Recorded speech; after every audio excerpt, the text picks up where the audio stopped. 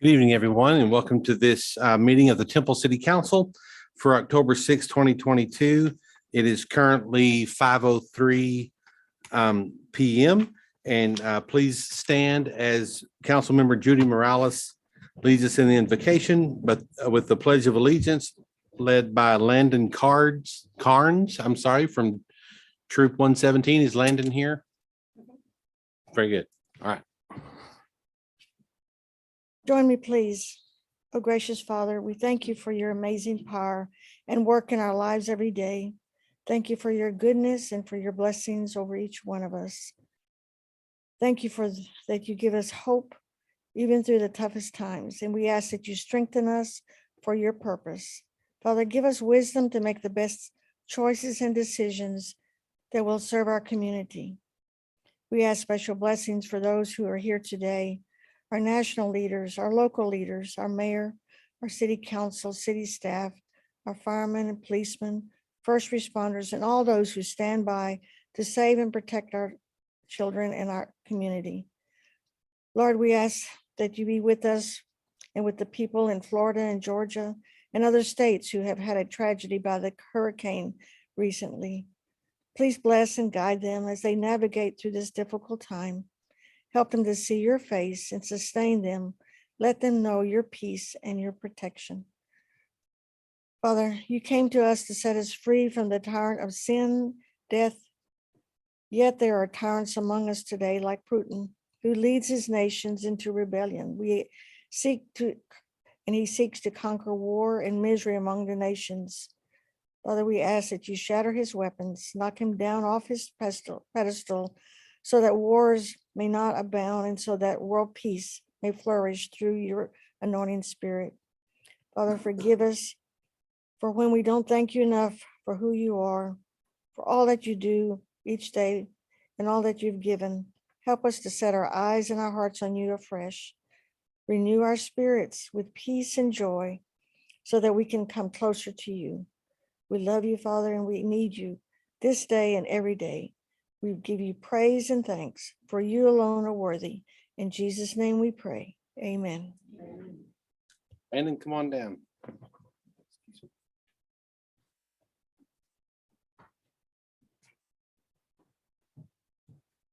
I pledge allegiance to the flag of the United States of America and to the republic for which it stands, one nation, under God, indivisible, with liberty and justice for all. Thank you.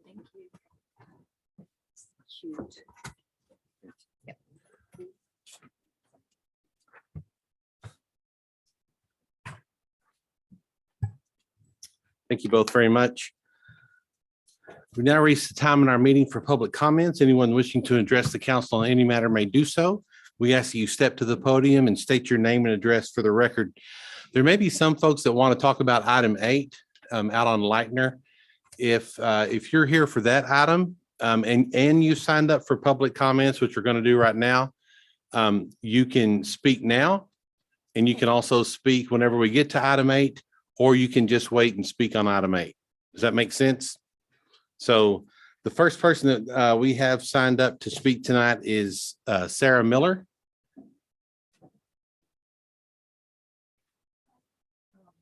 My name is Sarah Miller. I'm here from Wellstar Truck Group, which is a Freightliner Western car dealership on the north side of town. I put in for some signs for some permits, and my signs are declined. My permits are denied. I said that I'm trying to advertise too much to the city of Temple and the I-35 corridor. So I'm here to ask you to reconsider because of all that we do offer to the city of Temple and how much we do help you. Not only do we sell most of your vehicles to you, but you use municipal vehicles, your trash trucks and your fire trucks. We also do the majority of your service work. And what we don't do, we have parts delivery drivers that come to your shop twice a day to deliver parts for your mechanics to do it. And we also do a lot of support for all the local businesses right there on the loop near us, like PFG and Venture Logistics, Walmart, HEB. There's all kinds of, they're building a new Facebook mega facility. They're building a new FedEx facility, and we support all those businesses, which also employ multiple people who live in the city of Temple and also shop within the city of Temple. So I'm asking for reconsideration to put my signs up. Okay, thank you. Thank you. Ma Frazier.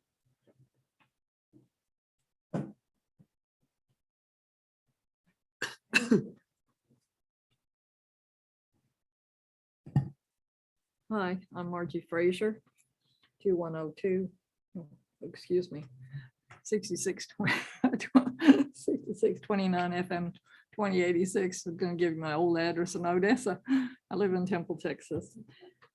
Our God welcomes everyone, Genesis 1:27. So God created man in his own image. He created him in the image of God. He created them male and female. Psalm 139, 118.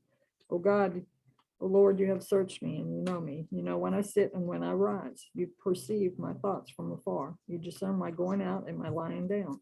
You are familiar with all my ways. Before a word is on my tongue, you know it completely, O Lord. You hem me in behind and before. You have laid your hand upon me. Such knowledge is too wonderful for me, too lofty for me to attain. Where can I go from your spirit? Where can I flee from your presence? If I go up to the heavens, you are there. If I make my bed in the depths of Sheol, you are there. If I rise on the wings of the dawn, if I settle on the far side of the sea, even there your hand will guide me. Your right hand will hold me fast. If I say, surely the darkness will hide me and the light become night around me, even the darkness will not be dark to you. The night will shine like the day, for darkness is as light to you. For you created my inmost being. You knit me together in my mother's womb. I praise you because I am fearfully and wonderfully made. Your works are wonderful. I know that full well. My frame was not hidden from you when I was made in the secret place. When I was woven together in the depths, your eyes saw my unformed body. All the days ordained for me were written in your book before one of them came to be. How precious to me are your thoughts, O God. How vast is the sum of them. Were I to count them, they would outnumber the grains of sand. When I awake, I am still with you. Verses 21, 24. Search me, O God, and know my heart. Test me and know my anxious thoughts. See if there is any offensive way in me, and lead me in the way everlasting. From Journey Devotional. Why do I love you? You've done nothing to deserve my love. You could never earn my love. You are helpless, dependent, self-centered, and you are constantly messing up the life I planned for you. God's answer. Child, I created you, and I choose to love you in spite of you. God's reminder of his love. Thank you. Thank you, ma'am. Mike Wilson.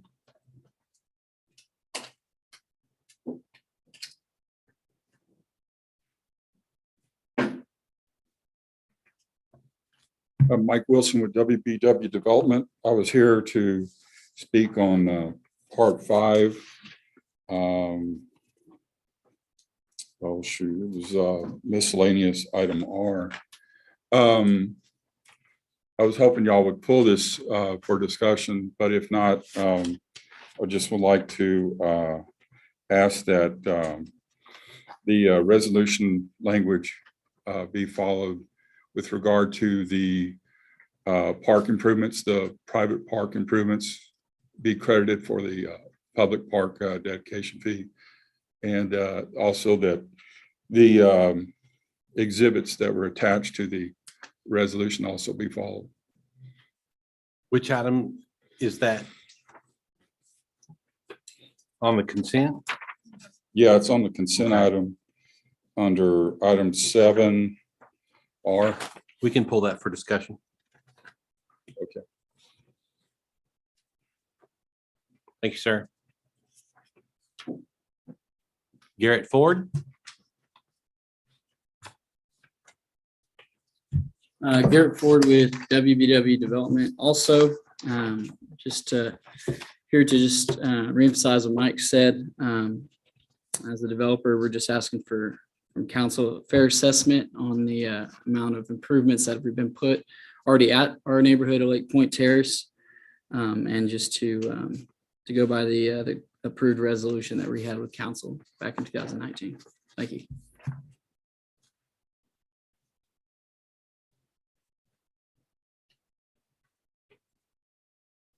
Shell Frost.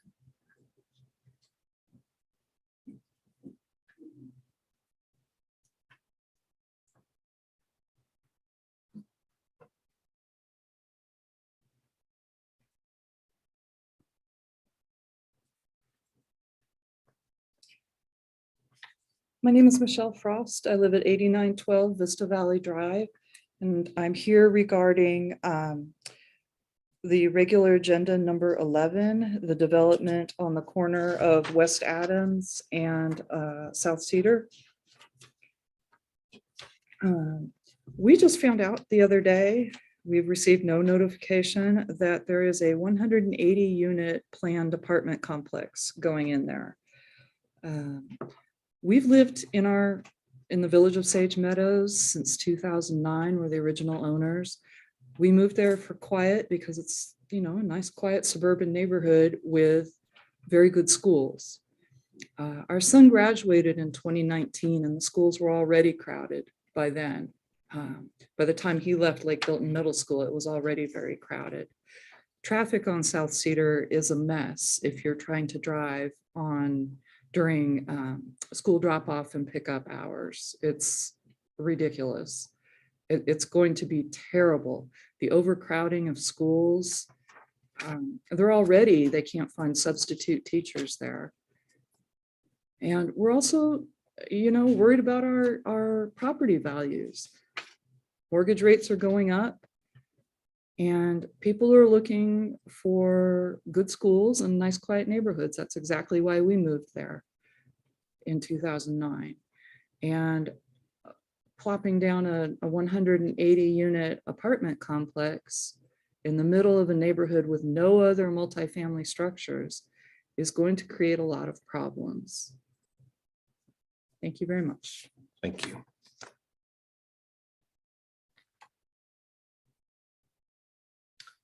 Angel Santiago.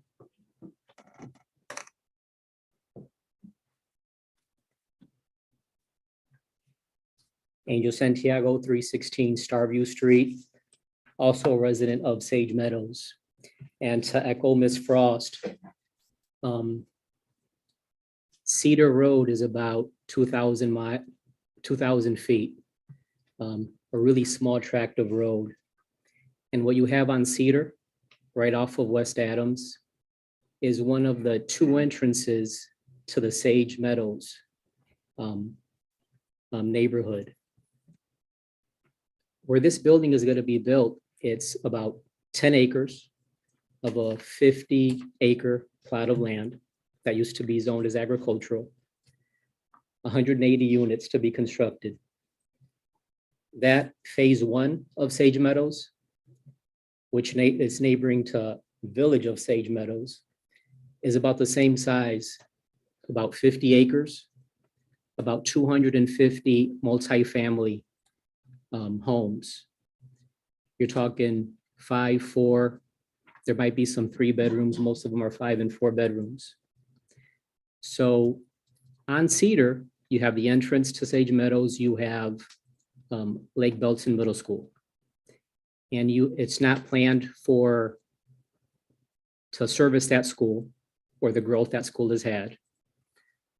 Poorly ready for an entrance to a neighborhood that size.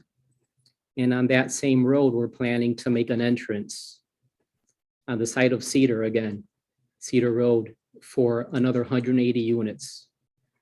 Comparable to, so you're almost doubling the traffic and vehicles. If you say, well, let's average 2 vehicles per unit.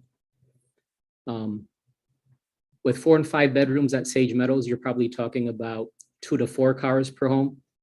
So now you're gonna add, we could just say 400 vehicles more without even considering the rest of the 50 acres, which is gonna be for commercial.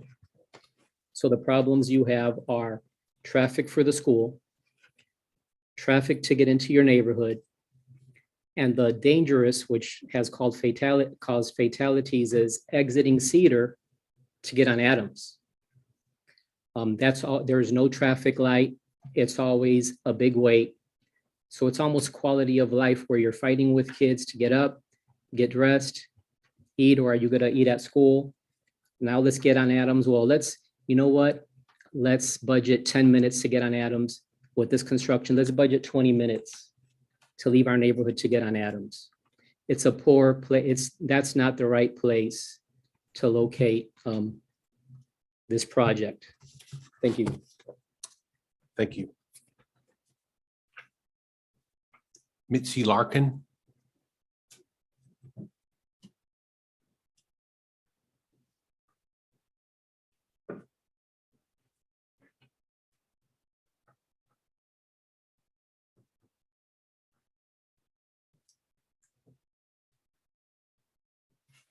Yes, my name is Mitzi Larkin. I live at 9010 Vista Valley Drive, which is the homes that back up against the 52 acres that they've just talked about. My issue is not only property value, but the fact is that we weren't notified that that complex is going in. Is Lynn Barrett here today? No. No, but I'm her boss, the director of planning and development. All right, sir. I spoke with Lynn Barrett a few days ago, and I spoke with her about 45 minutes. And at no time did she tell me except that, oh, you were notified. And I said, you know, none of us, not my two neighbors on both sides, Michelle, who spoke already, and all their neighbors were not notified back in supposedly 2019 when this was approved. She told me then that 6 people had approved and there were no people who denied wanting that property zoned the way it was zoned. And after speaking with her for the 45 minutes, she never said, oh, and by the way, Mitzi, you're one of the ones that approved it. Instead, she told my neighbor this in front of another neighbor. And I know for a fact that I never signed anything stating that I would approve something like this. We've been waiting to see what's going to happen with that property. The for sale signs are still up. The cattle are still there, except for I saw that he removed them just the other day. So we're still thinking that that property's up for sale still, and that nothing's been done with it. While in the meantime, all of a sudden they sell it, they rezone it, and nobody knows about it. And she claims that 60% that they had to notify 60 homes, and that the 6% or 10% were the six people who approved it. One individual owns 4 homes, and then there were the other 2 of us. And I can tell you, I'd like to see that document. That's all I have to say. Thank you, ma'am. I think I misspoke earlier. I said this was the item in question that people have been talking about was item 8. It's actually item 11. Is that correct? Yeah, sorry about that. And Mr. Chandler will address all these issues regarding notifications and regarding zoning, et cetera. He'll address that whenever we get to that item. So just let everyone know that. And also, I'm sure the city secretary's office can contact Mitzi regarding helping her get that information regarding approvals from 2019, what was signed, what wasn't, et cetera. So, okay, very good. Next on the list is Sean Frost.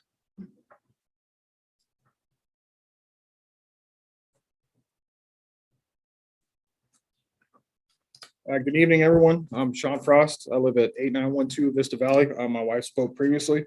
I just want to thank all my neighbors for coming out here and supporting everyone. I'm not going to rehash what everybody's already spoke about. Some of the issues that we have is one, I don't recall. The first time I learned about a 2019 notification was this evening. It is currently zoned for agriculture. We like our green space in the area. We have very little of it in the area. And just to echo some of the other comments, we were concerned about the overcrowding of schools. Another gentleman briefly spoke about the amount of traffic that will be incurred on Cedar with the school traffic, the proposed apartment complex, and then the folks that already live in the area. And then to echo Ms. Larkin, we're also concerned about what's going to happen with our home values. So not to rehash much stuff that's already been spoken with, definitely agree with what my neighbors have already commented. That's all I got. Thank you, sir. And last is Angie Cruz.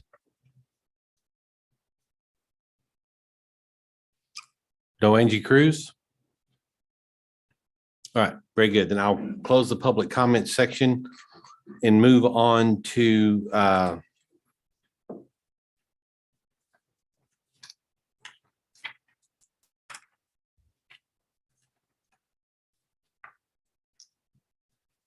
public comments. Do we have Pamela Matthews here?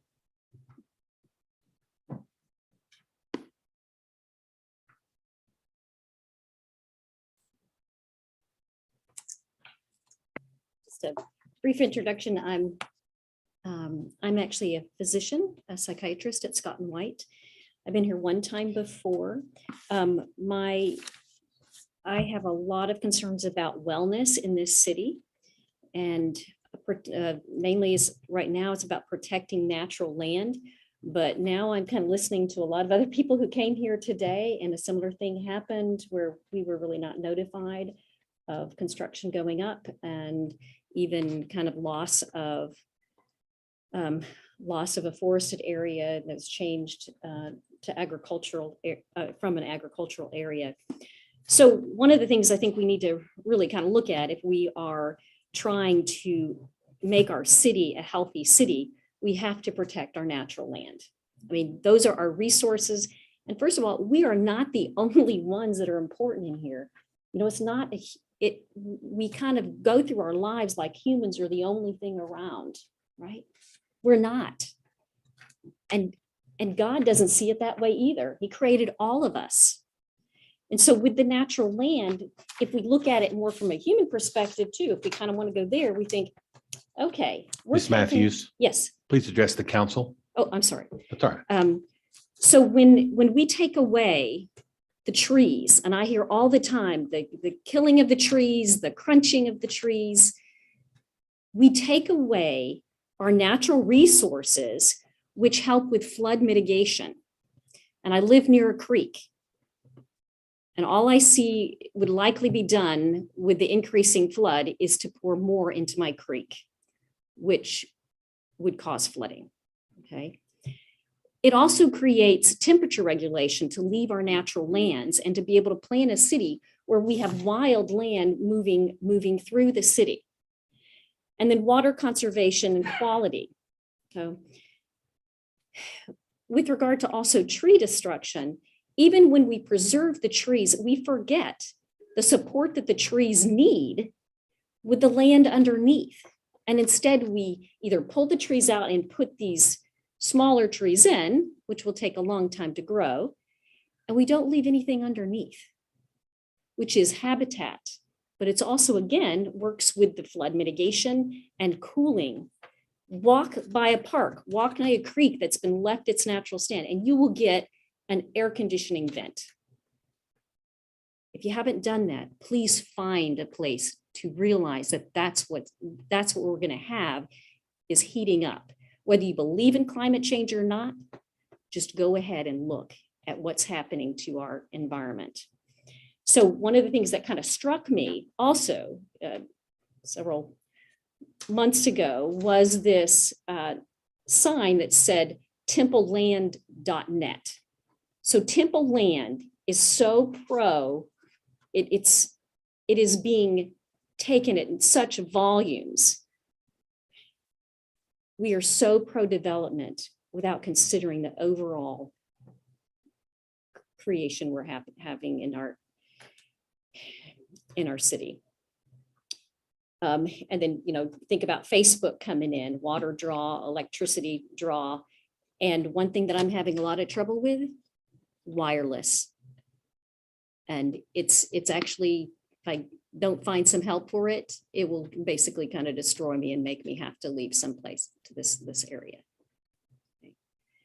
So I ask, looking at that, and as well as the wireless problems, the land, looking at if we pray for our children to be healthy, and instead of looking at it like, wow, they're so disconnected, they're going to be okay, right?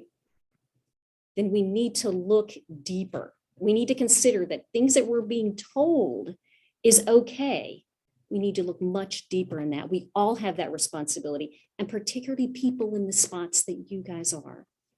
Right? It's very important. And I urge you to consider, again, looking deeper and looking at getting developers and creating developers who will come in to actually protect the land. But actually, even if they don't protect it, we can, because we can develop that within our city so that we don't develop areas. We have that responsibility and we can do that, but we have had a lot of loss. Cities, big cities now are going backwards now, and they realize the natural resources that we're losing. New York City has an amazing chapter of where they are planting so many trees and creating forests again. So I respectfully urge everyone to consider this, and we all have that responsibility. Thank you. Thank you. Just wanted to note that, and I've seen that same billboard that says Temple Land on it. That's not the city of Temple doing that. That's somebody, I believe, that owns that land that's created a website to sell their land. So that's not this body that's doing that. Just to let you know. I appreciate that, but that's just. No, I understand. I understand. You bet. Thank you. Next is Jason Deckman with a comment on the Rux on Main. Good evening, Jason Beckman, representing Rux on Main. We're a veteran-focused nonprofit. Got some slideshow and some photos that are going to run while I'm talking. I'm here, bottom line up front. I'm here to invite City Council to come out and join us on November 5th for the Rux on Main. This is the 5th March that we've done. Oh, thank you. He keeps me honest. So I'll say it again. My name is Jason Deckman. I represent Rux on Main. Here to invite the council to join us on November 5th for the Rux on Main March. We're a veteran-focused event. Love to have you join us. Challenge you to do the march, 6 miles. I think you can make it. But if you can't do the march, we're happy to just have you join us, cheer on the marchers, volunteer, help hand out t-shirts, register folks, and just be part of the whole camaraderie of the day. So why should you join us? I'll give you some numbers, but it's really about the people. In the 4 marches that we've had, we've collected 7.5 tons of food donations. Marchers carry canned goods or non-perishable food, like you see in the photo there. They're collected at the finish line. Those go to local food charities that feed homeless, some of whom are veterans. We've right now got 100 people registered for the march. Expect to have more in the next month. At the last march, we had 150 marchers. That has increased every march that we've held. We may very well break 200 marchers at this event. We've got a number of community businesses that are sponsors. We've got 2 that are handing out water on the course this year. First time we've had 2 water sponsors on the course. So it is a community-focused event. But like I said it earlier, it's not about the numbers, it's about the people. And you saw a number of photos up there. Disabled veterans come out and join us. We had a gentleman in a wheelchair, did a good portion of the course. We've had old folks, retirees, people that are young, still active duty, come out and join us. And to see them mingle and tell their stories is a powerful thing. To meet a young lady who told me a story about her NCO who took her life, and she was basically left holding the bag wondering, where do I go next? And to sit there and, share some tears with her. That's powerful. We've got families that do this as a group. They march together, they start together, they finish together. We've got a group from Fort Hood, that young group of cowgirls, and you see them in that photo on horseback. They lead the march out. So it is a very community-focused, people-focused, and story-focused event. We'd just love to have you be part of our story. And we have an announcement for the next event in Memorial Day. Costs a lot of money. So back to the numbers. Costs a lot of money to run one of these events. So we have to pay for the chip timing finish line lady. We have to pay for porta potties. We pay for Santa Fe Plaza. We pay for the police escort for safety on the march. So it has taken us a while to get to the point where we have enough money in the bank to be able to fund the event. And now we're at the point where we're going to have enough to give back, which is what we always wanted to do. So if you come to this event, we'll talk about it. If you come to the Memorial Day event next spring, you'll see us with one of those big foam board checks. that's going to go to a local veterans nonprofits that is doing the work to help my fellow veterans. So that's my challenge to you, sir. Come out and see us. I might. You got this. You got this. I can't go 3.5 miles. 6.5. Hey, are you finished? I'm done. Okay. I don't know. I don't have a timer up there telling me. No, I think need your to 5 leave, minutes so. is up. You need to- All right. Thank you for your time. You bet. Thank you, sir. I appreciate it.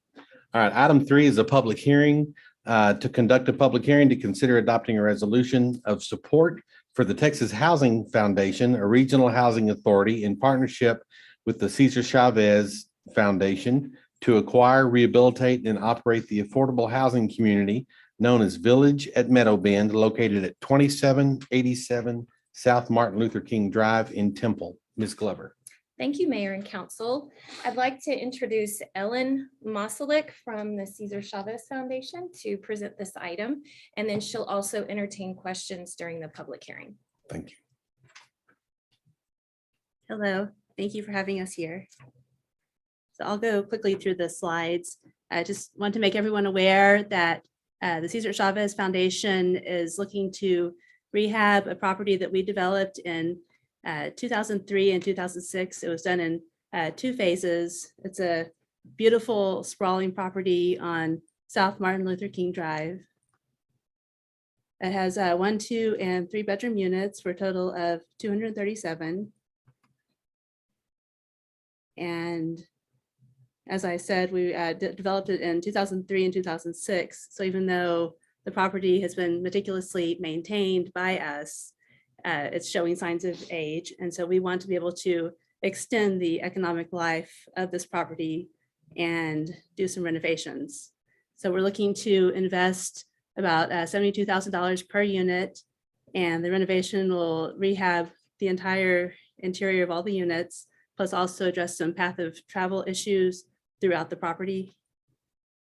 The Cesar Chavez Foundation is vertically integrated, so we have our own property management, construction, and development. We do everything in-house, and we've been around since 1966. We are partnering with the Texas Housing Foundation to get a tax credit, tax-free bond, plus a 4% tax credit transaction through TDHCA to finance the rehab. We have already applied to the bond review board and received a reservation, submitted our application, and held our TEFRA hearing. So now we're looking to close in December and begin construction in January. We're also going to be able to temporarily house all of our tenants on the property, so no one has to go to a hotel, no one has to move off to another site and have to deal with the disturbance to their lifestyle. And so we're just here to ask for a resolution of support, and I will answer any questions now. Thank you. Counselor, any questions?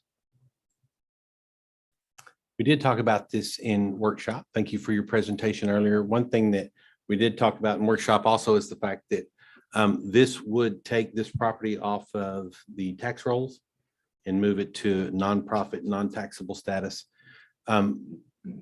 But based upon the needed rehab at this property, we've all, again, during workshop discussed it. We think it would be worth it. Staff thinks it would be worth it to have the foundation come in and rehab that property, in an ongoing effort as it becomes more expensive.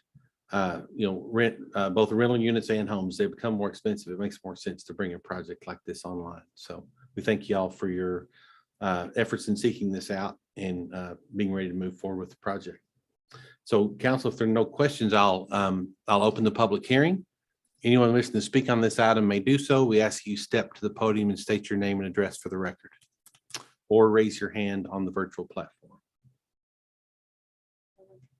Okay, nothing on the platform, nothing from the crowd. So at this time, I'll close the public hearing. And council, I'll entertain a motion on item number 5. Mayor, I'd like to make the motion for approval for this project, and just excited that we were able to provide affordable housing to many of our citizens here. I'll second it. We have a motion by Mayor Pro Tem Morales. We have a second by Councilmember Long. Council, please cast your vote. Item 5 passes 4 votes to 0. Now we move on to our next session, which is special recognitions. Bobby, if you would please, I'm sorry, Dr. Ott, if you would please come to the front here. Let me join you.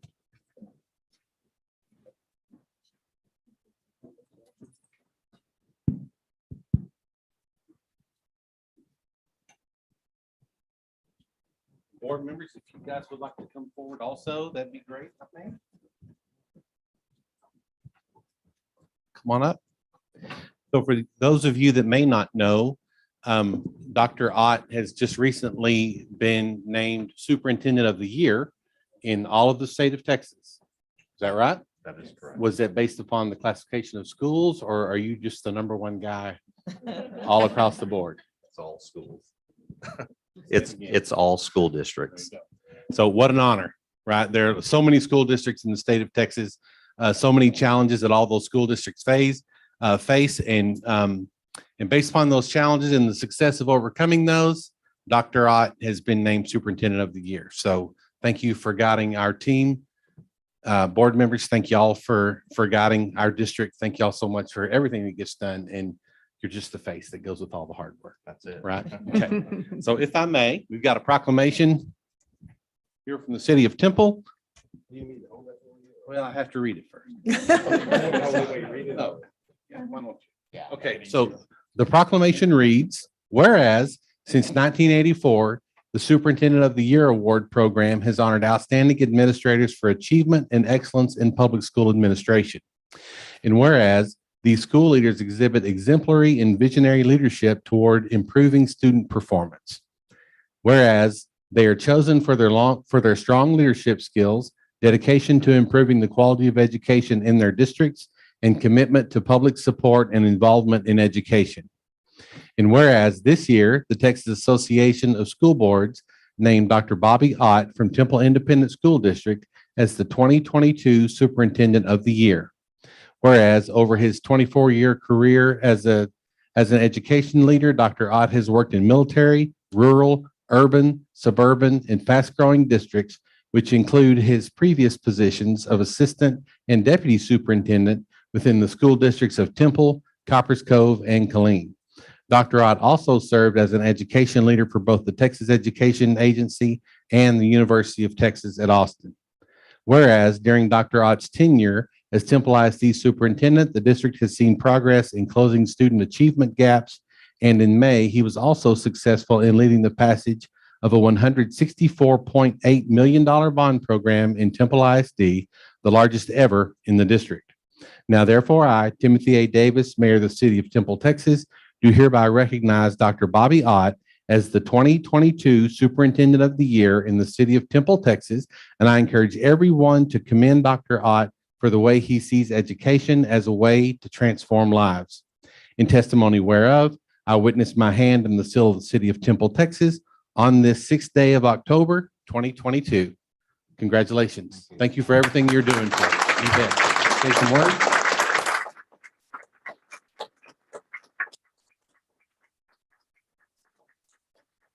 Well, I just want to, first of all, I want to say this whole superintendent public school thing, it's really a team sport. And it's not just the people inside the school district. I have a lot of amazing staff here, board members, families, students, teachers, and so forth.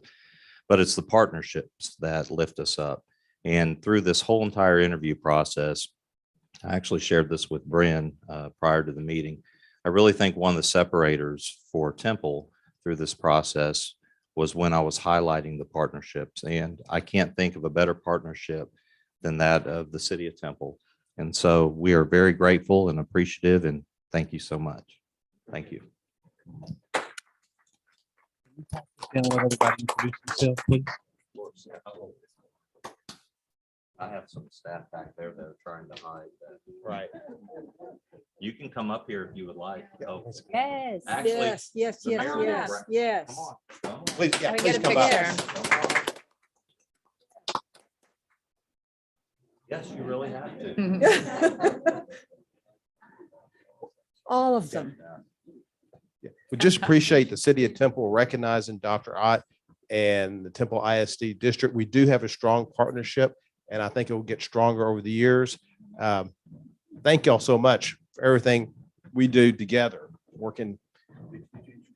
Oh, I'm sorry. Yes, I'm Dan Posey, President of the TISD Board. And let me just pass this on and everybody can recognize themselves. I'd have known I was coming up here, I'd have spit my gum out. I'm Donna Ward. I'm the Assistant Superintendent of HR. Virginia Suarez, TISD Board of Trustees, District 1. And you work where? I work at the City of Temple. And I'm Dawn Cook, and I'm District 5 Board Member. Hi, I'm Shannon Myers, Board Member, District 7. Hi, Lisa Adams. I'm the Deputy Superintendent of Academics and School Leadership. I'm Brandy Stanford, Chief Financial Officer. Kent Boyd, Assistant Superintendent for Facilities and Operations. Eric Hageberg, Assistant Superintendent, Student Services. We got one in the back that's holding the phone. It's Christine Parks. Yep. So again, congratulations. And anytime an award's won like this, you know, you don't do it by yourself. That's right. So thank you to the team for always holding up our students, and the City of Temple will always, as long as I'm mayor and this council is sitting here, we'll always be a good partner for TISD. So thank y'all so much. Thank you. You bet. Congratulations.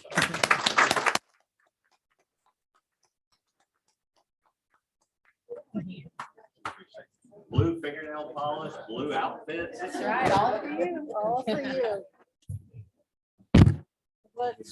Blood might be blue too, you know. That's right. Thank you so much. Yeah, you too. Congratulations. Sir. He's such a proud Wildcat. Yes. Yes. About halfway through the proclamation, I realized that the superintendent of schools was looking over my shoulder as I read, and I'm not the best reader. So I hope I got most of the words right. Okay, very good. Again, congratulations. Thank y'all for coming. Now we'll move on to the consent agenda. All items listed under the consent agenda are to be considered routine by the city council and may be enacted in one motion. If discussion is desired by any council member, that item can be removed from the consent agenda at the request of those council members and will be considered separately. During workshop, it was requested that item D be removed from the consent agenda, and during tonight's public comments, it was requested that item R be removed from the consent agenda. So council, I will entertain a motion on item 7A through 7V minus item D and minus item R. Mayor, I'll make a motion to approve that consent agenda. Items A through V minus D and R. Second. We have a motion by Councilmember Long. We have a second by Mayor Pro Tem Morales. Council, please cast your vote. This item passes 4 votes to 0, which is 7A through 7V minus D and R. Moving on to item 7D is to consider adopting a resolution approving the proposed amendments to the interlocal agreement with Bell County regarding subdivision plat approval in the ETJ. Mr. Chandler. All right. Good evening, Mayor and Council. And of course, you all saw this on September 15th at workshop. And the reason to pull it is that there have been some changes since then and changes since your packet went out and working with Bell County. Of course, this is for the interlocal governmental agreement between Bell County and the city in terms of platting in our extraterritorial jurisdiction. So just a quick summary that when a plat comes through in our ETJ, 3.5 mile boundary outside of our city limits, if the plat is adjacent to our city limits, then we take the lead and our subdivision standards would apply. Development agreements as well from the 2008 annexation process in which some property owners signed development agreements to push that annexation out. And so those will expire in 2028. So those are certainly relevant. And then number 3, we added 2 what we call donut holes shown on the screen here. One at Old Waco Road, which we discussed at the workshop, but then we added another one that was certainly relevant, and that is shown near Shallowford Road and just south of Lions Park. So those two have been added.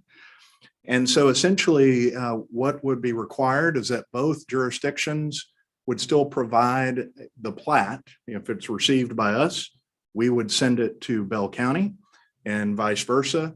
But it's still a one-stop shop. And so that was one of the major changes. And this will be effective tomorrow if it's approved tonight. And so just real quickly, that language that we're changing, in addition to adding the 2 donut holes, is also just to ensure that we circulate the plat to each other, but it does not obligate either jurisdiction to review it on the other's behalf, or because our standards would apply to our plats, their standards would apply to theirs. And so trying to just make it an efficient one-stop shop for our applicants, but also for staff from both entities. And so that's really it. Happy to answer any questions if you have any.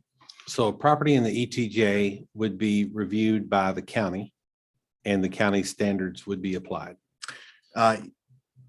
So Except for the donut holes. Yes, and unless it's adjacent to our current city limits, or as our city limits changes with voluntary annexation, that line would shift. Thus, we don't have a map attached to your resolution because that's going to change. Right. But we're working with GIS to have interactive mapping that the public and Bell County and our staff can use, that gets updated regularly. And the other piece are the development agreements. And so if you look at the screen, top right, it's difficult to see, but the kind of the pink areas, those are properties subject to the 2028 development agreements. And so when a plat is submitted for one of those areas, then it triggers voluntary annexation by the property owner. So want to make sure that that is addressed early on in the process and not a surprise. Very good. The purpose of this is to make it easier for the applicant. Yes, sir. That might be wanting to develop something in the ETJ. That's absolutely correct. Very good. Council, any questions for Mr. Chandler? All right, very good. Then at this time, council will entertain a motion on item D. I'll make a motion to approve item D. I'll second that motion. We have a motion by Councilmember Walker. We have a second by Councilmember Long. Council, please cast your vote.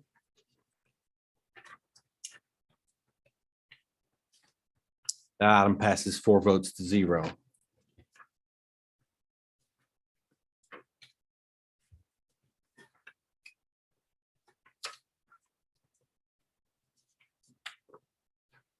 Okay, moving on to item R. Item R reads to consider adopting a resolution revoking an exemption to the Unified Development Code, Section 8.3, which is parkland dedication, which was granted with the approval of the preliminary plat of Lake Point Terrace and the final plat of Lake Point Terrace Phase 2, and reinstating the required parkland dedication fees. Ms. Davis, I assume that what we talked about at our last meeting regarding notice being sent to the developer, that they would owe the park fees or pay we decide to owe the park fees or simply build the trail as the original agreement? Either or, Okay. but it's our understanding that they're not willing to build the trail, and that is why we've requested that they pay the park fees instead. Because as you recall, council's approval of that waiver of the park fee at the time was dependent upon their agreement to build that trail because of the close proximity of their subdivision that was being platted at the time. I think it was 560 feet from West Temple Park. When they originally requested the waiver of the park fees, staff was not in favor of that because it is in such close proximity to West Temple Park, which is itself in need of upgrades. And based upon that, Josh Welch, who was their agent at the time, proposed the idea of building the Hog Creek Penn Trail, which is also a high priority in our Trails Master Plan. And based upon that proposal, city staff did agree and then did recommend that city council approve the waiver of the park fees based upon that. The original proposal was only to build some amenity upgrades, I guess, to their private subdivision that would have been only for the use of the residents and not for the public at large. So based upon that proposal, staff did recommend that council approve, which you did approve, and it's very clear in the resolution and in the memo that that approval is subject to the building of the trail. It's my understanding that staff and Mr. Welch worked together over several months and maybe a year or more regarding the building of that trail. And city agreed to oversize it and then also build a connector from West Temple Park up to the Lake Point Terrace subdivision. At the city's expense. At the city's Right. expense, yes. So we were going to participate in a developer participation agreement to do those oversizing elements. And before that agreement could be executed, Mr. Welch left WBW. And so city staff began discussions with the new agent. And then at that point, they balked, I guess, and then weren't interested or willing to build that trail. And then as a compromise, staff did ask them, well, then will you build the connector piece from West Temple Park up to your subdivision? That was under discussion, but ultimately they declined to build that as well. And then now they have made quite a bit of private park amenity improvements within their private subdivision only for their residents. And their argument to staff has been that they feel that that meets the requirements of the resolution. Staff clearly disagrees. We would not have recommended that council approve the waiver without their agreement to build that public trail through their subdivision. Versus private amenities. Absolutely. The resolution clearly says private amenities and the trail. Yes. And also, I would also note that the agreement was to build the trail within 2 years of the first phase of Lake Point. So we're beyond that timeframe as well.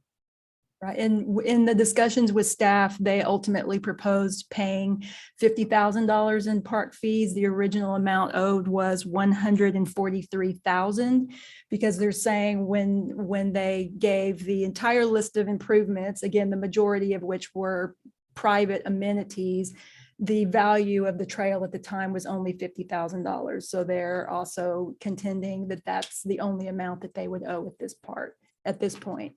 Again, staff's understanding and staff's argument is that the only reason you got the waiver was for that trail. The resolution was subject to that agreement.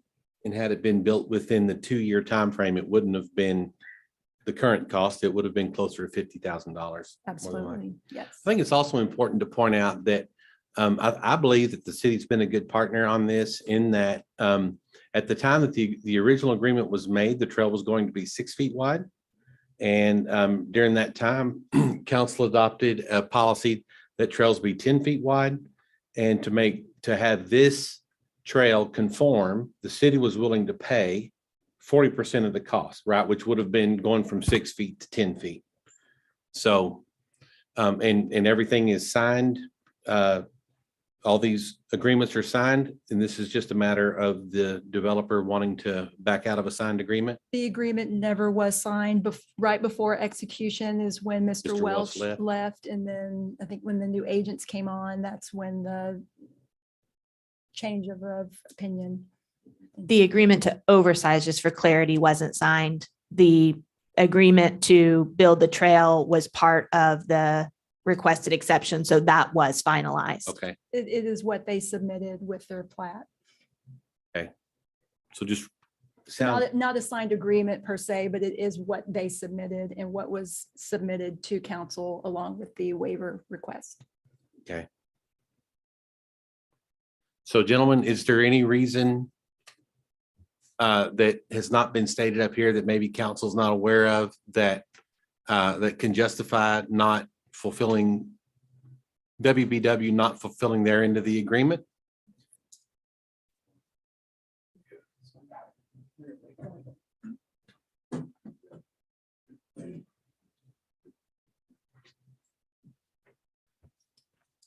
Mike Wilson with WBW Development, 109 West Second Street, Georgetown, Texas. The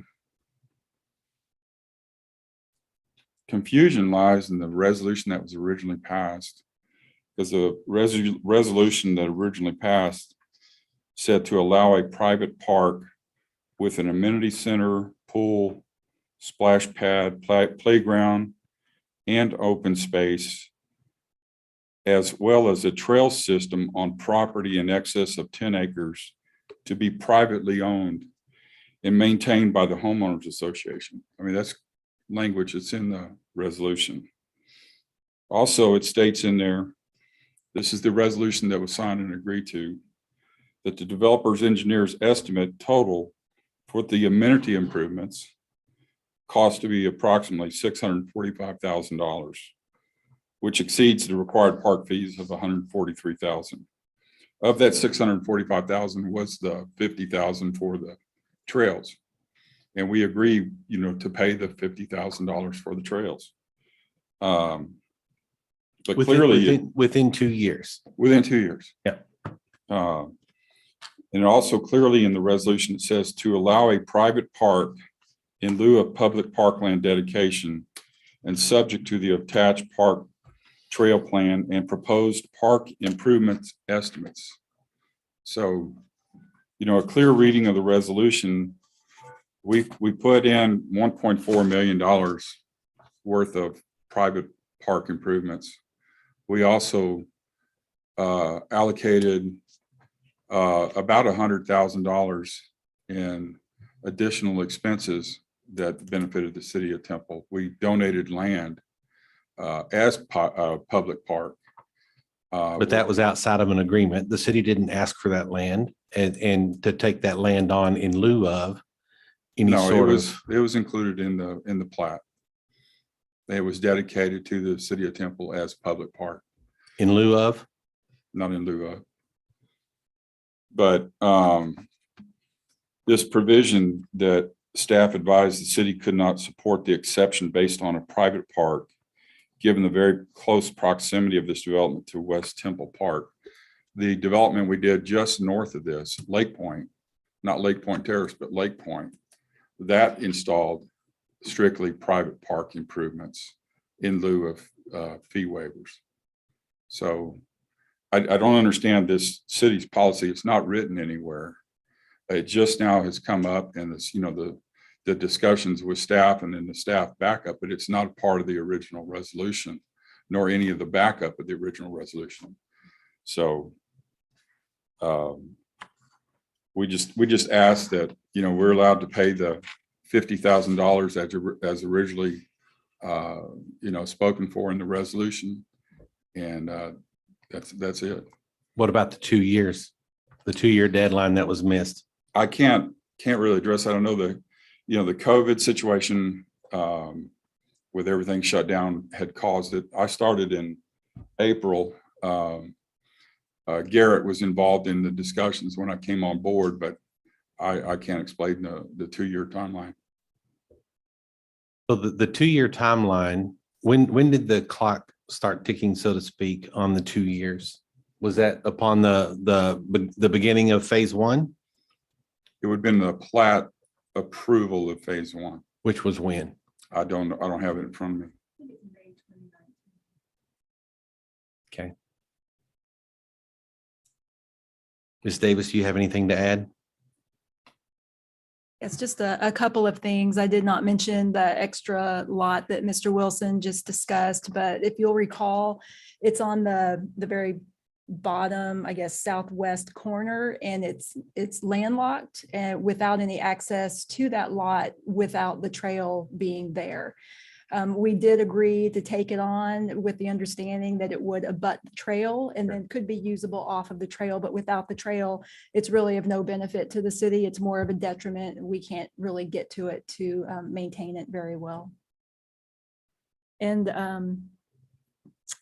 just one more thing, just to read from here, because what Mr. Wilson read is correct, but then he stopped before what I think is the more important part of the resolution. It does say that it will be maintained by the homeowners association. And then the next part says, and subject to the attached park/trail plan and proposed park improvements, which is the trail. So it's clearly, yes, does envision that they will build the private amenities that they proposed, but subject to the trail plan as well. Yeah, I think private amenities, Mr. Wilson, are just that. They're private. And so in my opinion, to try to attach a private amenity as the cost of that to meet the public obligation, I don't believe is in the spirit of the agreement at all. It never, those types of things, private amenities never count toward public improvements.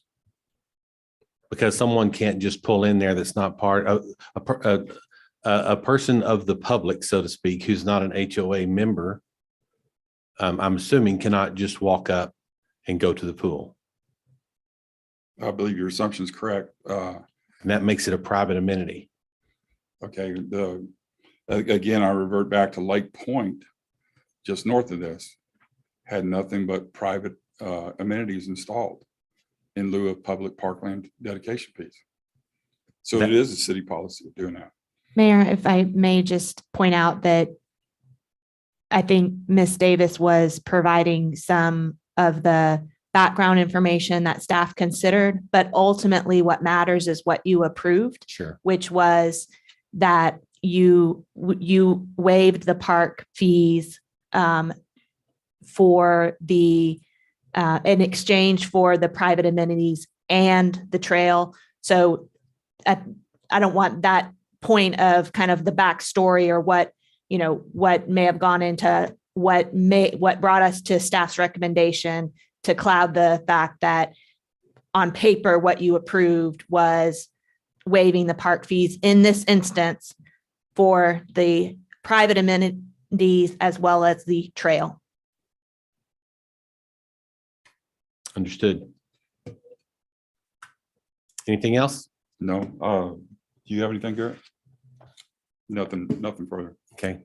Thank you, Ms. Davis. All right, council, at this time, I'll entertain a motion on item 7R. I'll make a You know motion. what? I'm sorry. Let me read it in.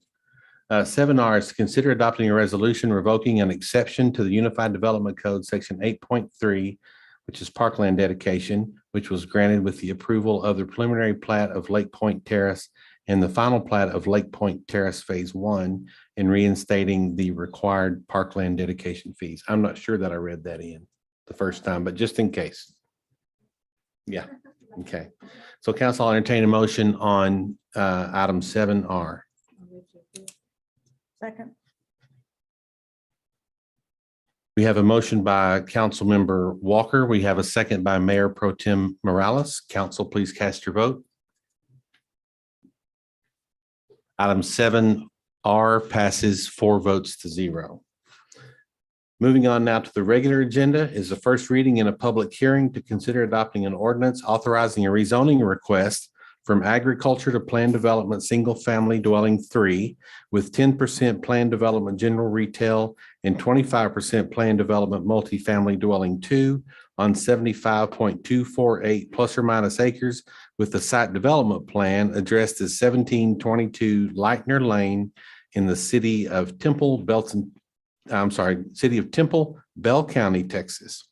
Mr. Chandler. All right, thank you, Mayor and Council. This zoning case went to Planning and Zoning on September 6th. And so just to orient you to the site, kind of a zoomed out view on the left. Of course, you got Airport/36 on the northeast, Prairie View on the south, and Lightner Lane on the east. And so here is the overall land use concept plan for the 75 acres and change. And so what is proposed is a maximum of 90% single family, 3 lots. And what is shown on the site plan that I'll show you in a second is 384 lots. That's what's proposed. General retail of a minimum of 10%, just so it could have the mix of uses that is conducive for this location and the comprehensive plan and the corporate campus master plan.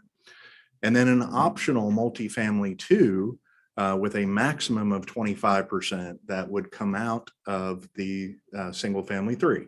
And that is shown in the bottom right-hand corner. So that would take access from Prairie View and Leitner. And so in terms of access, there would be no access directly onto 36 or Airport. There would be multiple widened entrances at Prairie View. And I'll show you this in a second on the site plan, but also connections with future retail and the multifamily. And then also per TxDOT, just confirming that there would be no direct access onto Airport as mentioned before, but a traffic impact analysis is also in the works and pending at this point for this development through TxDOT. Lastly, this is within the Temple Independent School District. It's actually on the western boundary. All right, so here is the site. And so you can see, particularly on the top right, this is facing Prairie View Road and relatively new city improvements there. And then going clockwise, looking west, is the North Gate subdivision, which backs up to this property. And then the next one clockwise is Crossroads Regional Park. So looking at the future land use map and our comprehensive plan, this area is envisioned for employment mixed use. Thoroughfare plan shows that 36 is a major arterial, Prairie View is a minor arterial, and Leitner, if this project is approved, then Leitner would be reclassified as a collector. And also we've worked with the developer to improve Leitner with future commercial and multifamily phases, which we'll get into in a second.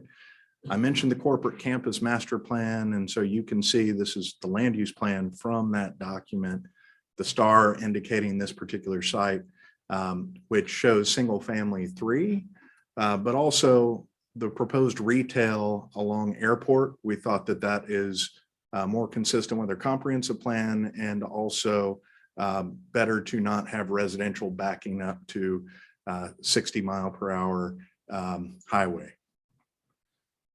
And so looking at the site plan on the right, you can see proposed single family residential lots.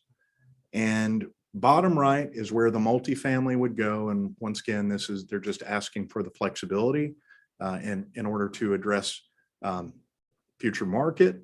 But top right would be the commercial or retail that we talked about. And then on the left, you can see Red Oak development. These are Castle Rock elevations for their single family homes, 1,400 square foot homes on the top, single story, 2-story at 1,900 square feet. And so 16 notices were sent out to property owners within 200 feet. And we have received 0 in agreement or disagreement other than one from the applicant. And a newspaper printed notice of this on August 3rd for the public hearing in accordance with state law and local ordinance. And so here are a variety of conditions that are proposed and have also been agreed upon by the developer and reviewed and recommended by Planning and Zoning Commission. So allowing the different thresholds of land uses and zoning districts that we already talked about, 90% single family, 10% minimum of the general retail, and then a maximum of 25% that could come out of the single family portion. A required preliminary plat for all of it, showing the different phases.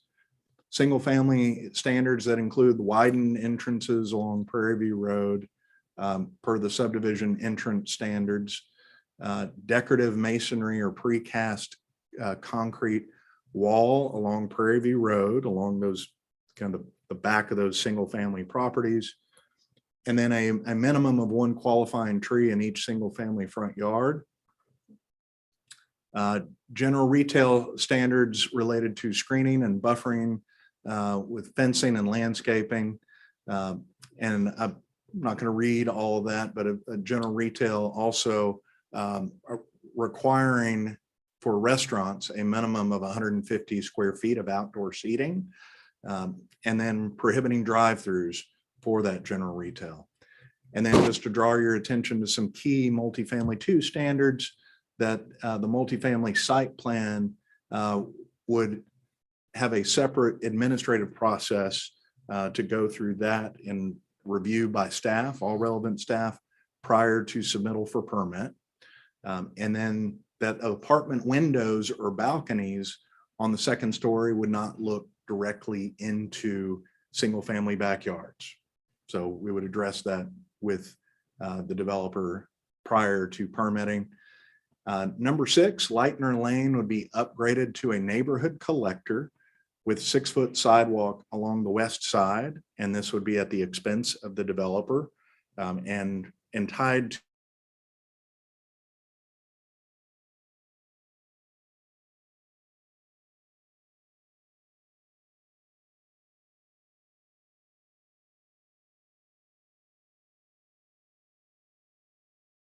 of the corporate campus master plan.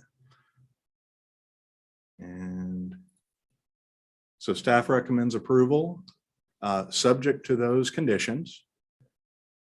And planning and zoning voted 8-0 along the same lines as staff with those same conditions. I'm happy to answer any questions. Dan Ross, representing the developer, is also here if you have questions for him. Thank you. Council, any questions for Mr. Chandler? Just curious about if you could go back to the map. Where from Lightner to airport, that's going to be a tricky left. Is that with our mobility master plan? Do we have any kind of traffic signaling or anything there that we're going to work on with all those folks? So, well, as was mentioned, also the traffic impact analysis required by TxDOT will evaluate that. And so there may be additional improvements beyond just the ones that we are working with them on, the condition of improving Lightner to collector standards. And so there could be some TxDOT required acceleration, deceleration, improvements to that particular intersection to make it a little more pedestrian friendly as well, just to keep cars from slowing down to 50 while they make that turn. Yeah. Well, I like to stay off of Adams, and so I spend a lot of time on that road and enjoy going 50s. Me So. too. Mayor, I don't have a question, but I have a comment on the plan development categories or requirements. I want to congratulate you and the developer for putting in the issue concerning balconies and window balconies and windows overlooking a second backyards. Thank you, of single family homes behind them. Thank you for doing that in advance. You know how many problems we've had where that was not done. So this is good. Yes, ma'am. And Jason, the case manager, he took note of that and wrote a very detailed description for the resolution. So I gave you the Thank shortened you. version. It's a good decision. Thank you for the shortened version. You're welcome. Council, if there's nothing else, then I'll open this item to the public hearing. Anyone wishing to speak, we ask you step to the podium, state your name and address for the record, or raise your hand on the platform.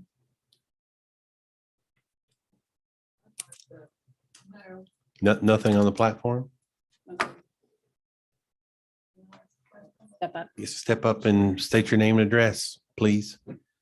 Your local address, not your Odessa address.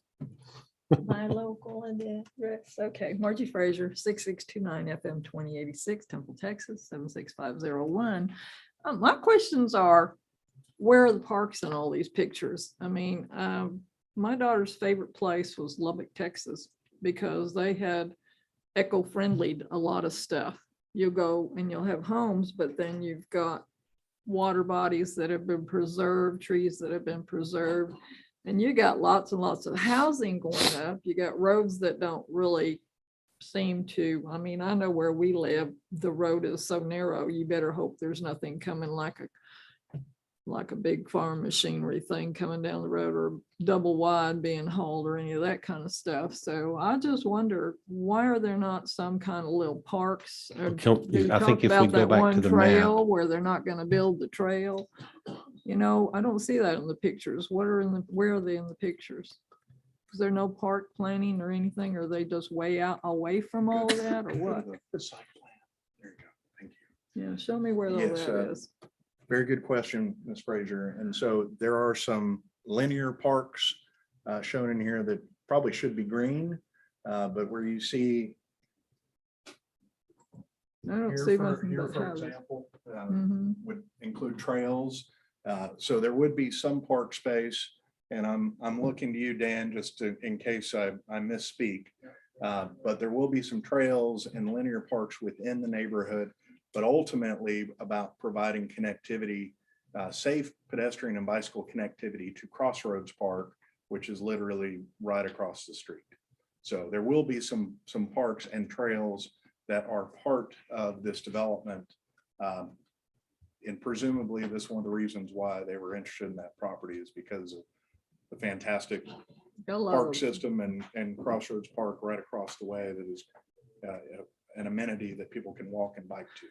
I mean, when people say may, that's not a sure thing. Well, it's more than may. This Yeah. is would be an ordinance, and when we say we have council direction, it's not may.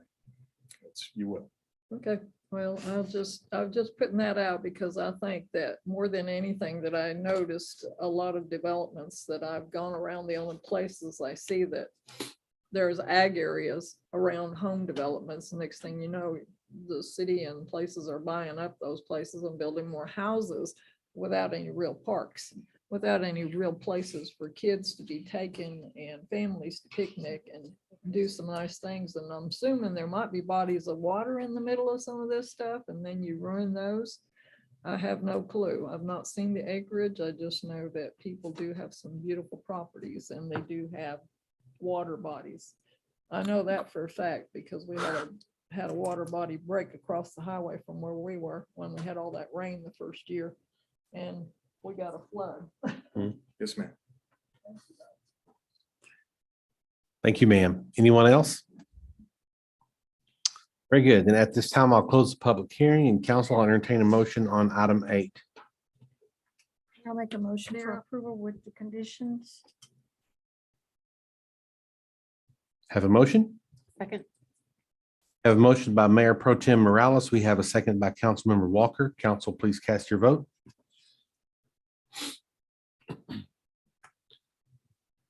Item 8 passes 4 votes to 0. Item 9 reads to consider adopting an ordinance authorizing a rezoning from ag to single family 2 zoning district. Sorry, I don't think I'm reading that right. Consider adopting an ordinance authorizing a rezoning from agriculture and single family 2 zoning districts to single family attached 3 zoning district on approximately 7.753 plus or minus acres situated in the city of Temple, Bell County, Texas, addressed as 8358 Poison Oak Road. Mr. Chandler. All right. So this, of course, is along Poison Oak Road. Planning and Zoning reviewed this on September 6th. And so a much smaller development. This is 7.753 acres. Zoned ag, but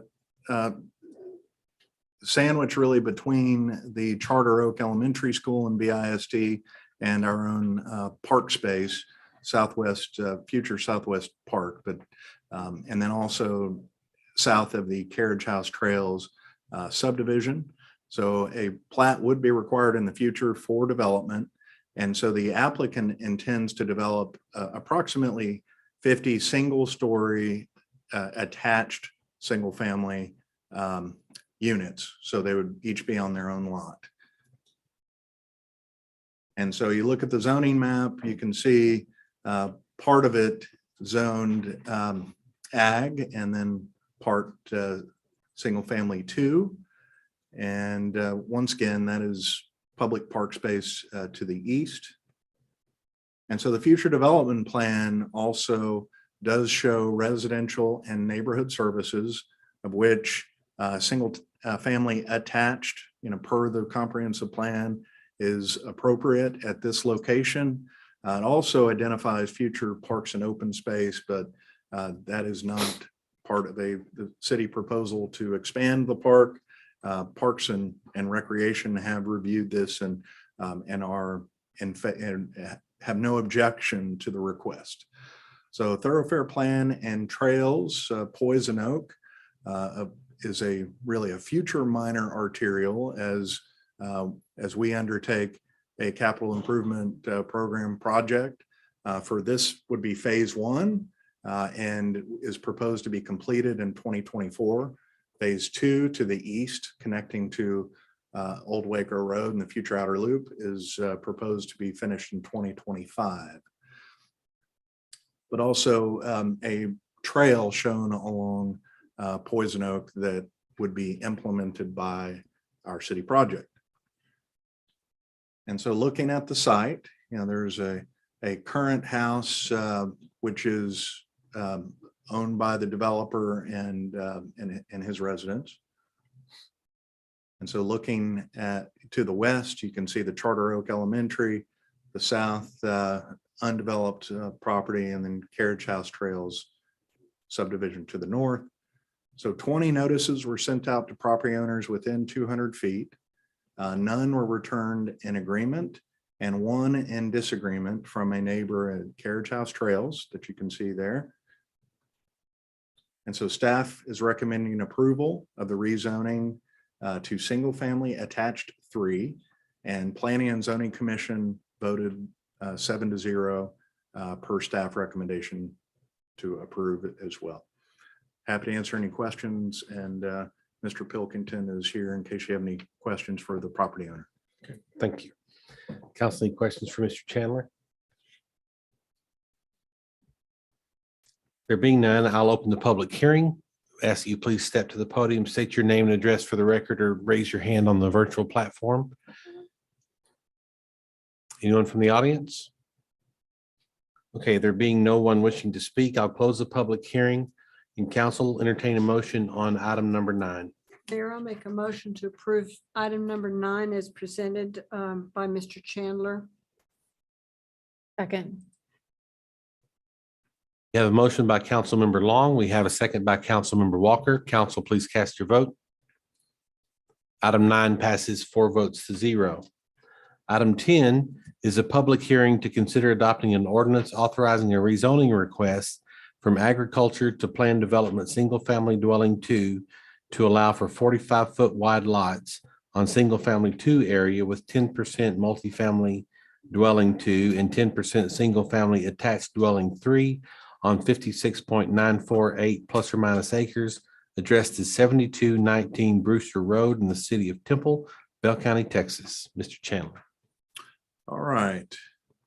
So this zoning case is essentially in addition to a previous zoning case to the south, same owner, planning to provide the same standards and the same plan development rezoning. This is for 56.948 acres. And it would be included with the 214 acres to the south rezoned back in April. And so it could still be developed separately, be kind of a standalone if needed, but ultimately the plan is to incorporate it into a larger single development. This is located within the Troy Independent School District. And so just looking at the concept plan, you can see that they're proposing a combination of multifamily 2, single family attached, and single family detached homes. And so the developers requested that flexibility to be able to respond to the market conditions. The future subdivision would address sidewalks and trails, interior circulation, collector streets relative to driveway locations. And so looking at the zoning map, you can see that the area to the south, the 214 acres that was rezoned in April. And then you see a couple little ag properties to the north. This is, of course, at the edge of our city limits, recent voluntary annexation for this one, and also the 214 acres to the south. So water and sewer would have to be extended. And so looking at the site here, you can see interior photos of the 50+ acres, and then also the property to the south and north and west across Brewster Road and our extraterritorial jurisdiction. So 2 notices within our city limits were sent out to property owners within 200 feet. One was received in agreement, but is from the property owner, but also 8 courtesy notices were sent out to property owners within our ETJ, outside of our city limits. And so staff recommends approval from ag to plan development, single family 2, plan development SF2. And at the September 6th meeting, Planning and Zoning Commission voted 7-0 to recommend approval. And subject to the following 7 conditions.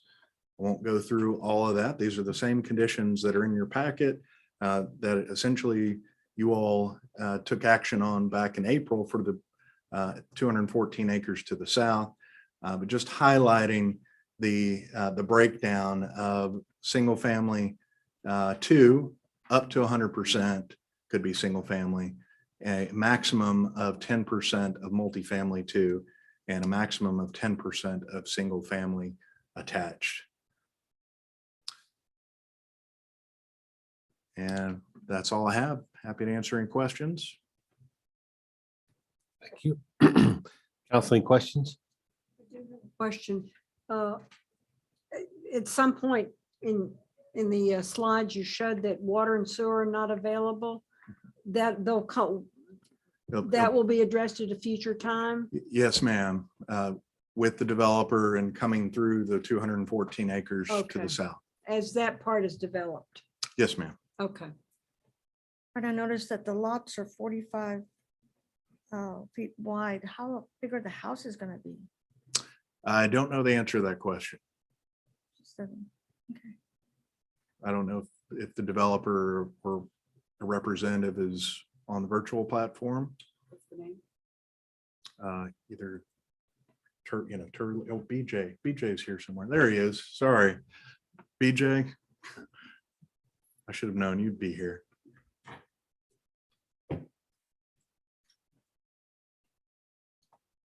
BJ Little, 301 North 3rd Street in Temple, Texas. The 40-foot wide option, I don't know what size homes it would be. They would be deeper lots. So the homes would be more longer than they would be wider. We have some products that we've done over in Westfield, the phases, Village at Westfield Phase 1. There are some 40-foot wide lots in there. So they're more narrow homes, but the lots I think were 130 or 140 foot deep. And so the homes were longer than they were wide. So just a little bit different variation of product. And that's kind of what the flexibility we were looking for in here. So Will they have garages, and where will the cars be parked? I believe they will have garages, each one of them, though in that phase, those homes that were in there. And I don't know that they would be the same homes. I don't know that there's been a product made available yet, but those homes do have garages, 2-car garages. So will the parking be in the front? Yes, ma'am. Will there be an additional parking space for guests or so forth? Because sometimes when you crowd them up so much, it just gets so cluttered with cars because there's usually more than one car in each home. Right.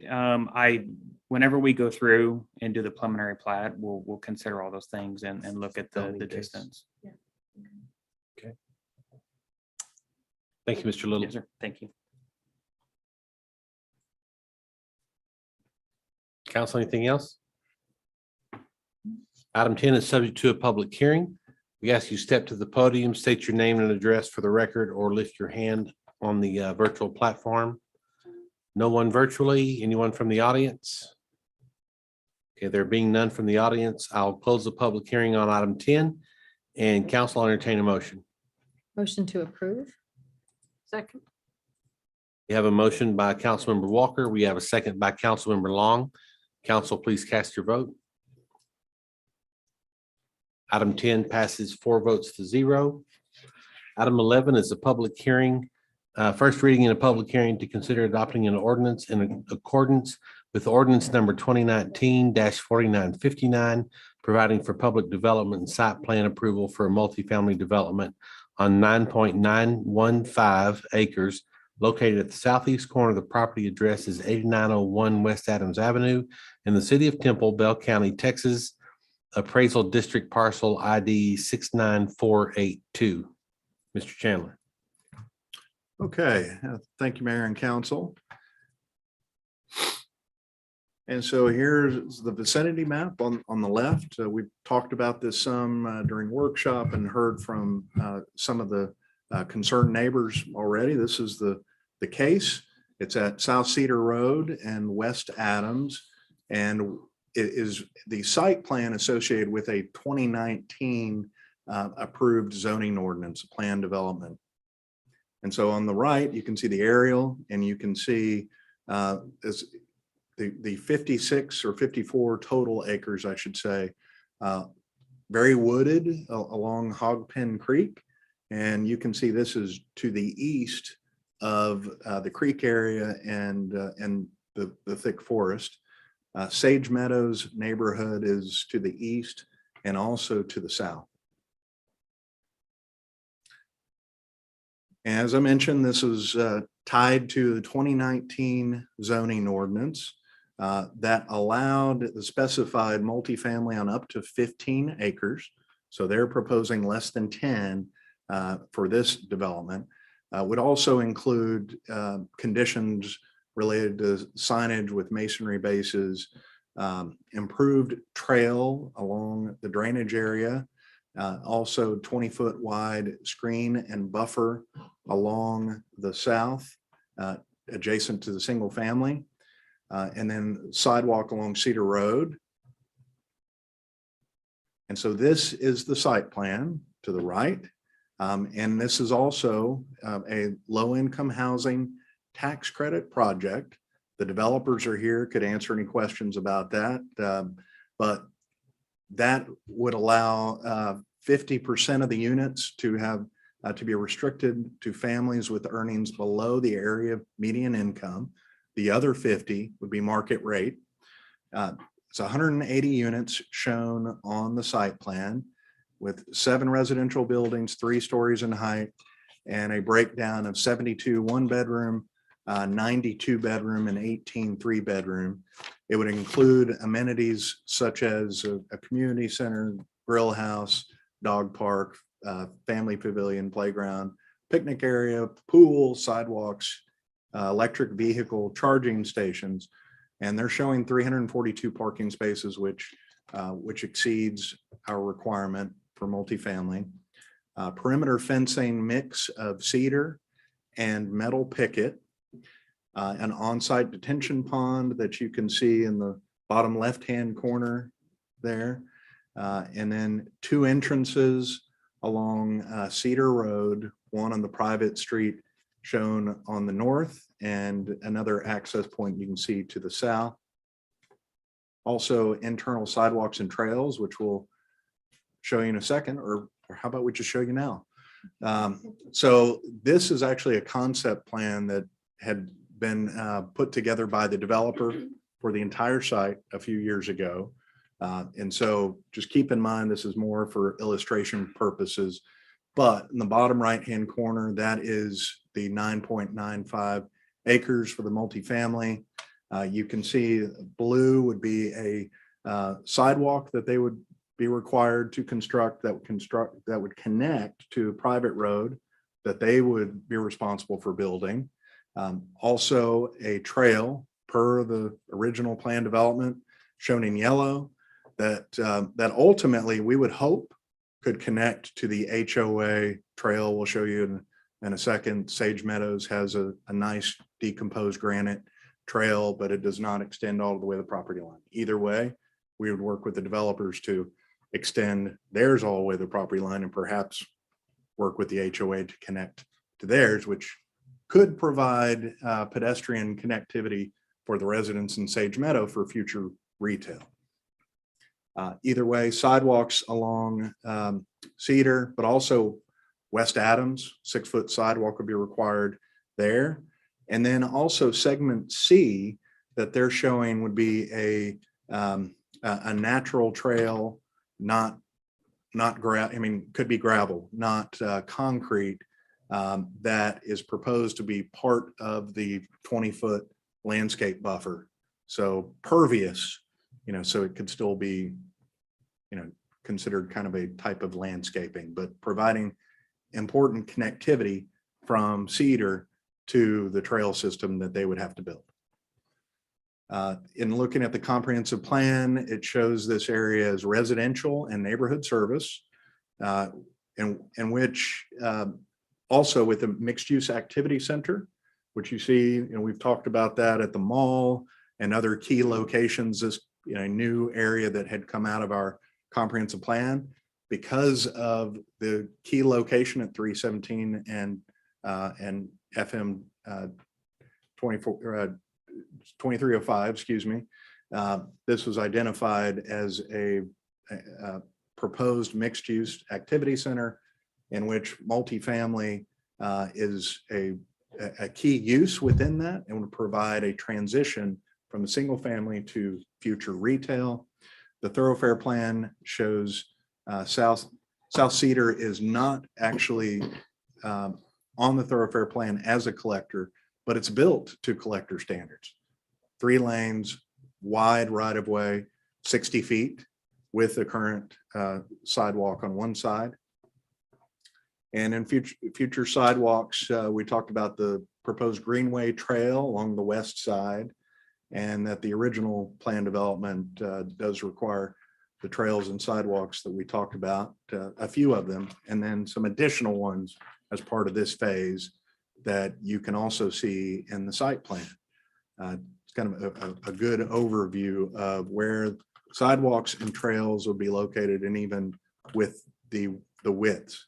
So showing a 6-foot sidewalk instead of the 4 that was in the original plan development, the sidewalk on Adams, the trails that we already talked about. And here's an example here, the elevation of what these buildings would look like. And photos of the site, and then the adjacent property to the north, looking towards Adams, adjacent property to the west, and then the Sage Meadows neighborhood shown on this slide. And then the trail that we talked about that has kind of a little turnaround, pedestrian turnaround right now, does not extend all the way to the property line. But once again, the developer would need to build their trail to the property line, and hopefully it can be connect. So additional properties on the east side of Cedar Road, also within the Sage Meadows neighborhood. All right, we're probably going to spend a little more time on this slide than we typically do. Okay, so in terms of notification, I know there have been a lot of good questions about notification and concerns that maybe people should have received a notice, they didn't see one. But just to let you all know that the notice to the newspaper, which gives public the Planning and Zoning Commission date and the City Council date, was printed on September 8th. And that was prior to the September 19th P and Z meeting. And so, which is, before the 10 days, day before the 10 days prior to the meeting. And so 26 property notices were sent out. And you can see that boundary, those are the properties. So we received 11 responses, and all throughout the day, we were continuing to tally them and working closely with our mapping department with GIS to calculate these. We received a bunch outside the boundary as well as inside the boundary. So 11 different responses, and I say 11, there were 12 properties represented, but 2 of them shown in blue D are for the HOA. So the HOA was notified, and I understand, and this is the way the process is intended to work too. HOA was notified.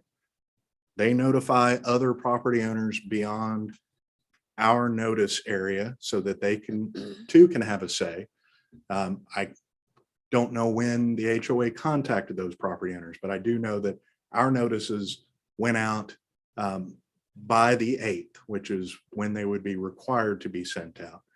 And so we did receive 7 return notices outside the notification boundary. And actually the addresses are listed there. And so you can see at least a direction of where some of those were. And if they're on the map, then they're identified as well. So the Development Review Committee also reviewed this on September 6th. All right, and then this is the latest map. So we got this back just before 4 o'clock. So this includes all the latest responses. And as you know, if you hit a 20% threshold of opposition within the 200-foot boundary, and so the property owners, and even if it's just a tiny corner of a property, if it's selected, and we don't do this by hand, it's by GIS mapping, if there is an inch of property that is within that 200-foot boundary, it gets selected and a notice is sent. And if the opposition within that 200-foot boundary, which the calculation still includes Cedar Road, and that's by ordinance. So if it exceeds 20%, then it requires a supermajority vote by you as council. So that would require 4 yes votes as opposed to just the simple majority that is usually required of 3. So just note that with the calculation, and once again, this is done by our mapping folks. This is not an estimate. This is exact 19.26% with the 12 opposition notices that I identified here. That includes 2 from the HOA, 2 different properties that they own. Based upon number of properties or acreage? It's based on acreage. Good, very good question. And so you can see, and it's difficult to see the property lines, but you can at least see the red of those were responses received within the boundary. And if the property is bisected by that 200-foot boundary, it doesn't, the entire property is not calculated. It's just the portion within that 200-foot boundary. So it's literally just those property owners with their property located within that 200-foot boundary. And if it's 20%, even when you include right-of-way and any other public land that, it's all counted in that 200-foot boundary. All right, so staff and planning and zoning recommendation. So with a vote of 7-0 at the September 19th meeting, Planning and Zoning Commission recommended approval per the staff recommendation that includes a number of plan development conditions. And those conditions are compliance with the site plan and elevations, also with the 2019 PD ordinance. The subdivision plat would have to be approved prior to development. Minimum 6-foot wide sidewalk along the north and east sides. Light trespass preventing that per section 7.1. within our development code, the developer being responsible for securing easements and constructing trails as noted in the presentation on the site plan, and maintaining it. I think that's important to point out to you all. And that major revisions would have to go back to Planning and Zoning Commission, City Council, that the private street on the north side of the proposed apartments, extending from Cedar Road to West Adams, it would be an L, that this developer would, the apartment developer would be responsible for constructing that. And also the location, and let me just go back, sorry for a second. I think this is important, from TxDOT. So the big red arrow there, this plan, as I mentioned, was a concept plan provided by the developer several years ago with the 2019. This is not binding. This is just a concept plan, but shows a driveway that is west of where TxDOT would allow the driveway. They've had preliminary discussions with TxDOT to say a future driveway for these apartments and future retail needs to line up with driveway across Adams. And so per TxDOT approval, let me get back here, that looking at back at number 8, in terms of constructing the L private street that would go from Cedar and then up north to connect to Adams at a location approved by TxDOT, because once again, that's preliminary discussions. And then number 9, due to inclusion of the trail along the south property line, that the 20-foot buffer may be satisfied with 10-foot wide landscape strip on the south side and 10 feet of natural trail connecting from Cedar to the other trail system that they would provide. And that's all that I have, and happy to answer any questions. I know that there are a number of citizens who have questions as well. The developer and his engineer and consultant are here as well. Okay. Thank you, Mr. Chandler. Council, anything for Mr. Chandler? I do have a question. Alrighty. Brian, could you go, there's so much, 8, and then go back to the picture. Yes, Yeah, we're getting there. that one. This private drive or this driveway with TxDOT approval is for the commercial residential portion, a commercial portion? Well, typically Okay. that would be with the commercial phase, which we have no idea when that would happen. Different owner, well, Right. original owner, they have this property under contract or have purchased it. I don't know whether that's been finalized, but due to concerns of just making sure that they have more than adequate access, that was part of a condition that P&Z agreed with that we have on the table for you all tonight, to have this developer, the apartment developer, build that L Right. connecting to Adams, whatever TxDOT will allow, to provide additional access to Adams. That would also, quite frankly, benefit the current owner of the remaining 44 acres for Sure. future retail. That driveway would already be built for them. But what happens if TxDOT doesn't approve it? We have preliminary emails from Oh. Stephen Casberg, the engineer, Okay. who has said, look, that location won't work, but it's preliminary. And if TxDOT for some reason were to say no, which is not likely, because there would be no access for the other rest of the property to Adams. But if TxDOT for some reason were to say no, then it's just the driveways along Cedar, which we as staff have evaluated to say Cedar can absolutely handle 180 units. It's built as a collector, 60 feet wide, 3 lanes. Okay, all right. Second question. I've lost track of the design. There was a picture you had of the design that was multi-story or 3-story. This, Mhm. does this back up to single-family homes? Not really. Okay, So. never mind. That's, No, but then I don't it's- have the it's a good- question. It's a good question. And so here, I can carry this thing, can I? So the building 5 shown here. Uh-huh. And so the neighbors to the south, there's a parking lot. There's also the landscape buffer, which would include a natural trail, but also a dog park and picnic pavilion. So it's quite a distance. Okay, you read my mind on what I was thinking That's, about and that's the why we backing didn't, up. that's why we didn't include the condition Right, that we did in the previous one. good, thank you. Thank you, Mayor. Anyone else? Stated earlier, this item is subject to a public hearing. Anyone wishing to speak on this item may do so. Step to the podium, state your name and address for the record, or raise your hand on the platform.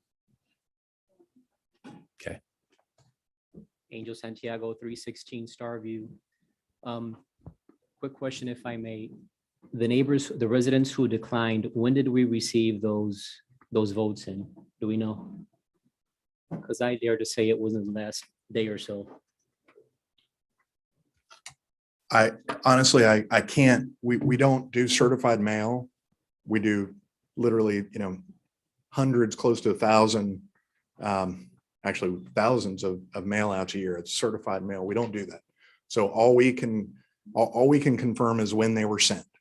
They were sent on September 8th per code. What we did get responses as early as September 16th. So I can confirm that.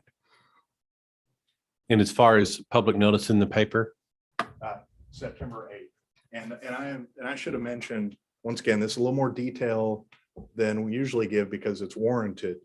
But the city secretary's office also puts in the newspaper for city council, because we put in there planning and zoning, on this date, proposed for city council, because that can change. But they also then put a notice and it didn't change.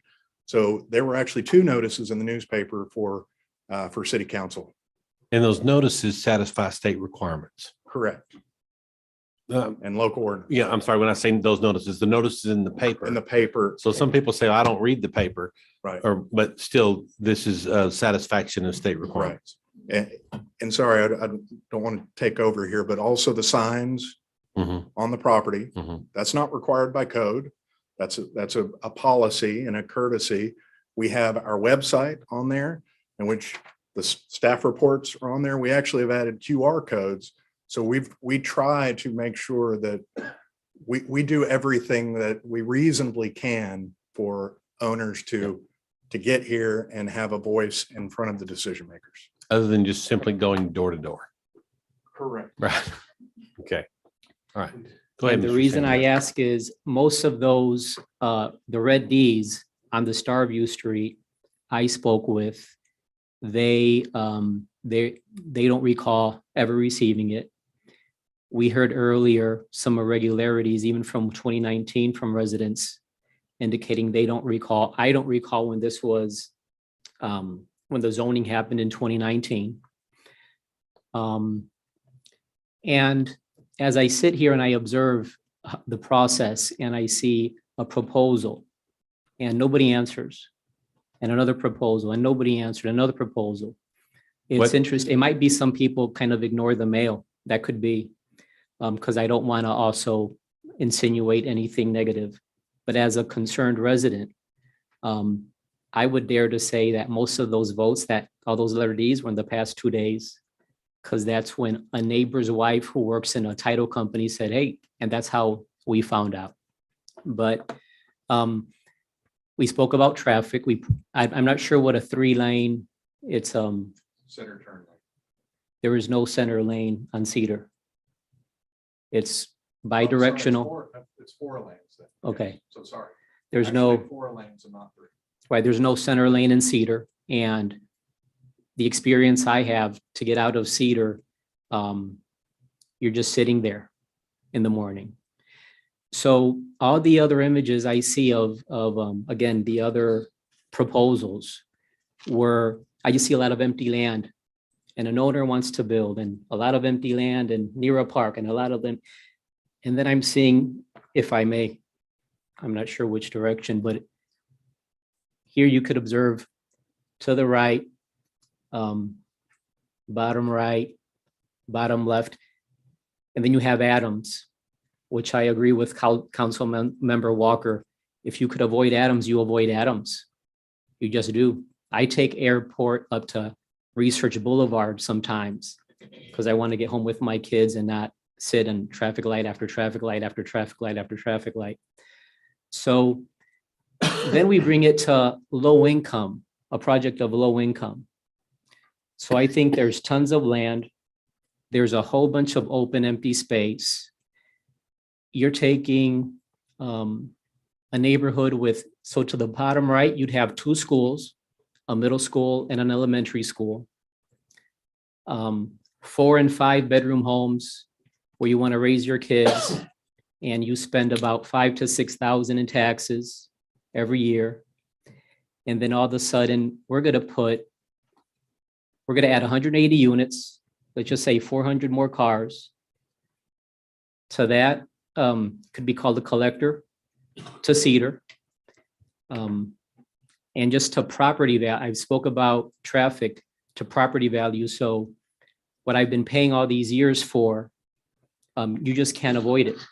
But there's tons of land. When you go look around the loop and you just look at the one next to Crossroads, there's tons of empty land, tons of opportunity to build. Adams, congested.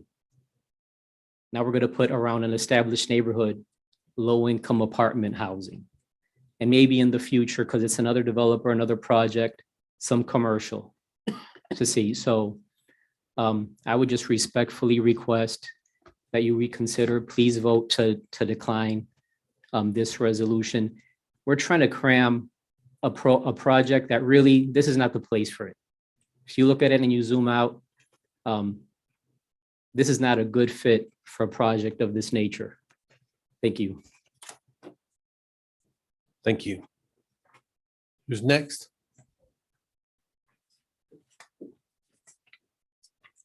Hi, my name is Robin Larson. I am actually with the HOA. I am the community manager for Village of Sage Meadows.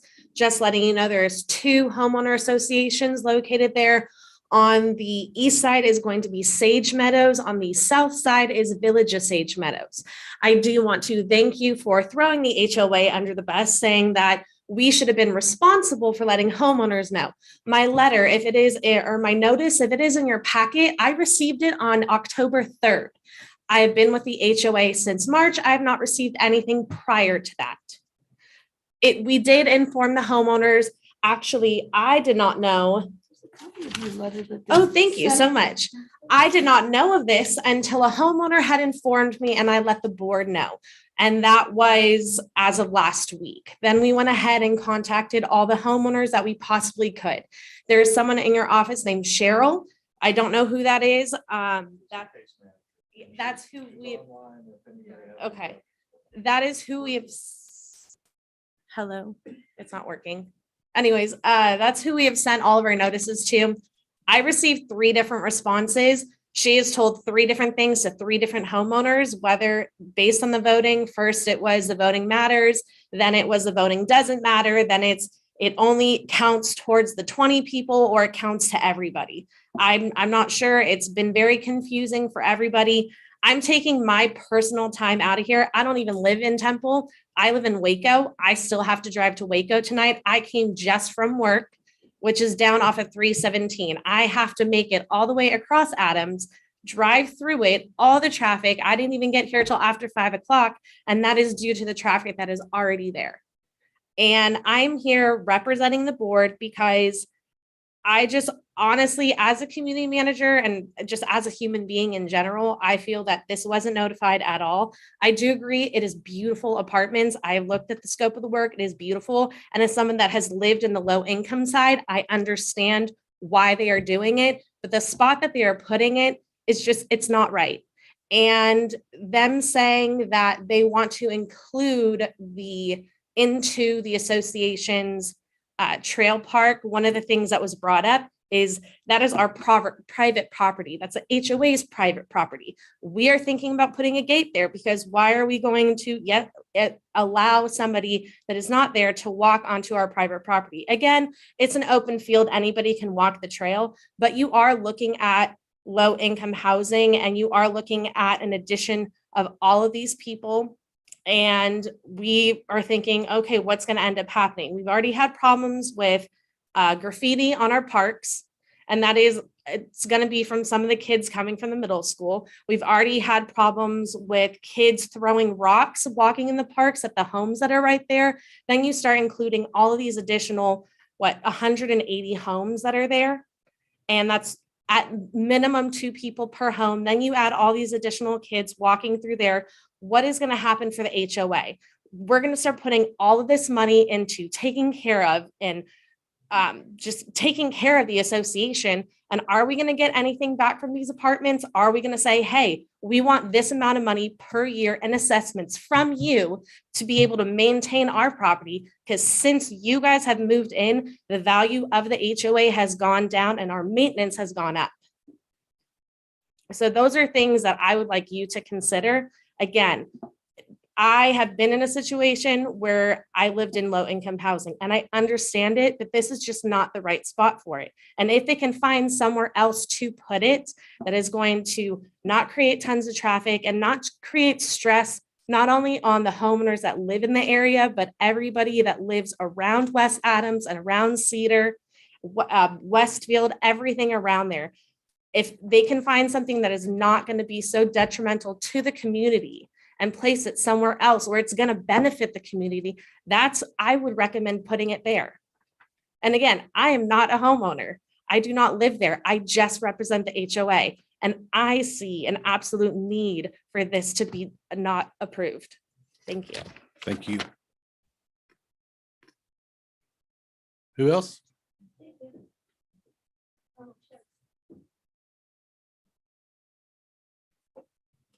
Good evening. My name is Sharon Sierras. I live at 8916 Vista Valley Drive.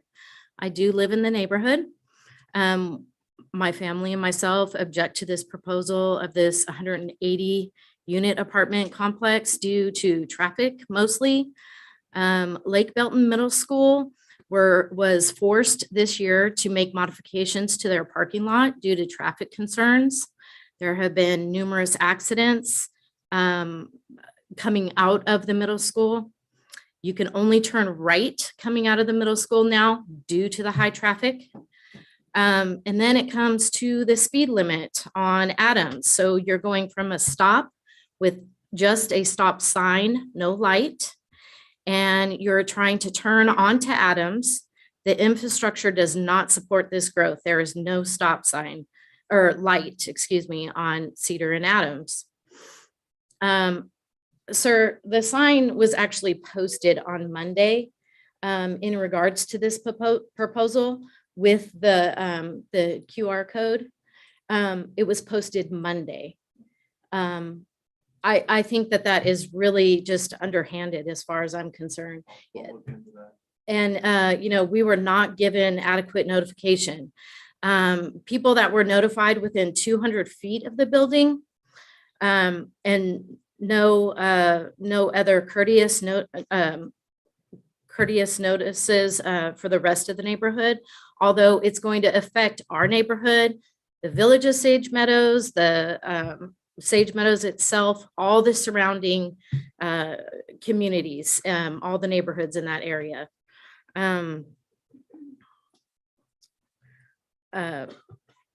Speaking of just the actual building itself is going to decrease the water pressure.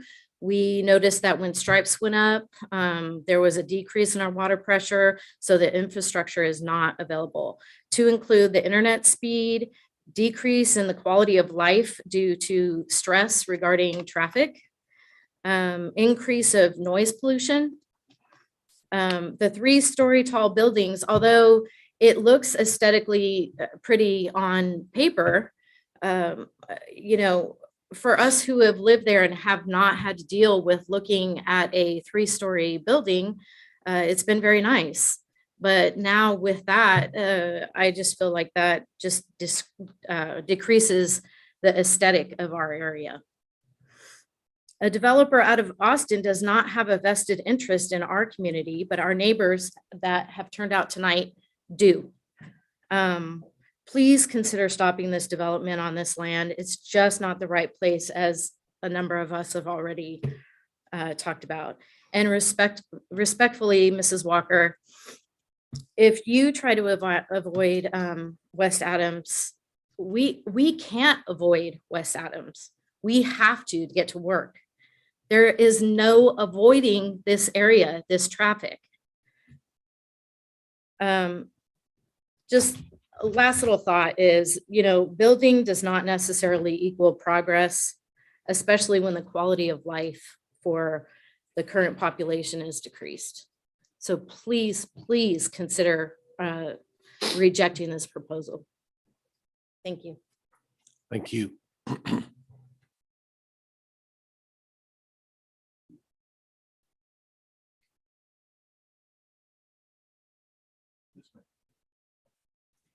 My name is Mitzi Larkin. I live at 9010 Vista Valley. And my question is, I know that my backyard right now floods horribly because we live at the last 2 homes, and then there's a hill. And so all the water runs down our property and then to that embankment that's called the park for us. But when it rains, it fills up big time. And I don't know what's proposed right where this area is. If you could show us what you're looking at. Yeah, this will work. Okay. Yeah, thanks for your question, Ms. Larkin. And so if you see the detention pond up there, top left. Yes. So that's actually in the southwestern corner. And so presumably your house is just as close to that. Yes. So the engineer for the project, Ace Renault, can answer specific questions, but that detention pond by law has to contain, during a storm event, has to contain the amount of runoff that the development creates to ensure and release that water so it does not flow downstream to your house and others at a rate that is faster or greater than the current conditions. So it's a big bowl to detain the water, and it would drain out at a rate to ensure that you're not negatively impacted. Doesn't mean it's going to improve the situation necessarily, but they cannot make it worse. Okay. So, And if they do, if it does, then what do we do? We'll let the engineer answer that question. So yes, I don't deal with that, so I'm going to defer to those who know the answer to that. Because that area fills up pretty quickly if we have a downpour. And I know the retention pond that we have down on the end that's near Tarver and Cedar, South Cedar, fills up in a heartbeat. And it also drains out, on down past Tarver Street. So any amount, which if all of that is going to be concrete, that's going to be That'll be natural. No, I mean the homes, Oh. the buildings and all the rest of that. It will no longer be agriculture, but will be concrete. It could very well impact us. Right. That's all evaluated. At the appropriate time, we call the applicant to be able to answer those kind of questions, engineering type questions. Okay. That's all. Anyone else?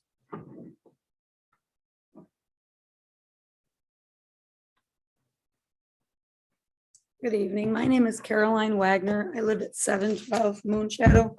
My house is right in front of the park. It's a little cul-de-sac. There's 6 homes in our area that were affected. All of us opposed. As far as the notices, I want to just touch on a few things that he talked about. Yes, it looks like a beautiful area. If I didn't already live in the area, I'd want to go to it.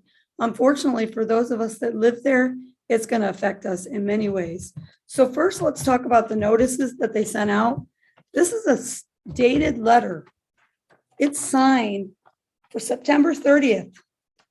That's well after the 19th. This was the letter sent to our homeowners association, allowing them to respond by September 19th.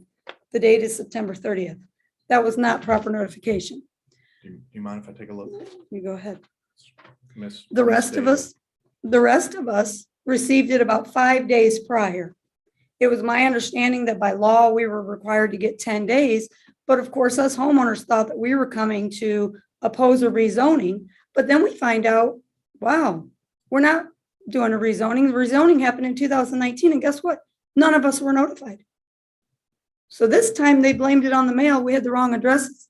How do you have the wrong addresses? I mean, I don't understand how you have the wrong addresses. So they sent them to the wrong addresses. Then they resubmitted them. They said they were going to be added. That's the first thing. And by legality, I think the whole thing should be thrown out, but I'm not a lawyer. Next, we're going to talk about the area. He talks about a 4-lane road on Cedar. The middle school is right directly across from our cul-de-sac. There are 4 lanes, but guess how many lanes are usable? Especially during school, when you're dropping off kids and picking them up, there's 2 usable lanes. My neighbor, he was trying to send a video, but it wouldn't send. I don't know if there's a way for him to send it and share it, but we can show you what a day is like in our life on Cedar Road. When it's time, we don't dare go out and try to go to work when school is starting or when it's ending, try and come home because you can't get through. It's bumper to bumper traffic all the way from Tarver, the whole Cedar Road from Tarver all the way up to West Adams is bumper to bumper in 2 of the lanes, taking up both the lanes on the right and the left of parents picking up their students. Then you get up to West Adams, trying to get out on West Adams to get to work. It takes about 10, possibly sometimes 15 minutes to get out onto West Adams. There's no light there. I've asked, they said TxDOT did a traffic survey or analysis. I've inquired when that analysis was done. Nobody can answer it. If it was recent or if it was done during COVID when nobody was out traveling, we don't know. We don't know what their traffic count was. We haven't gotten any of these questions answered. So our concern is we're going to have more traffic there with 180 units, extra children. I'm an educator. I do not work for Temple ISD. I work for a different school district. And I know that our schools, and I've talked to people off the record from BISD, that the classrooms are overcrowded. I know I'm an educator in another district.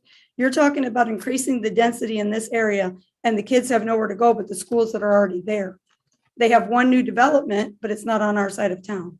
So I just ask that you look into the school situation as well as increasing the density in that area. Look into, do we have enough proper EMS and, rescue to accommodate all these houses? Because on the other side of us, we also have Hills of Westwood, which I don't even know how many homes that is. But I mean, we're already, packed to the hilt with traffic and people. And then they talked about the drainage behind our house. Right directly behind my house is a drainage. When it rains, it goes for months and we go in a drought and then it rains. All of that does, it floods back there. If we replace all of that, which is natural ground that absorbs all that water eventually, and we replace it with something else, what is going to happen? And yes, it's going to decrease our property values. We've talked about that. I think the HOA addressed, I would say that, and I've talked to several of the homeowners in my area, as well as people from the board on the HOA. I don't think anyone is in approval to connect our walkway to another walkway. It's private. It's a homeowners association for a reason. We're homeowners. We don't want to share with, that's why we moved into the neighborhood so that we're not with people that are renters.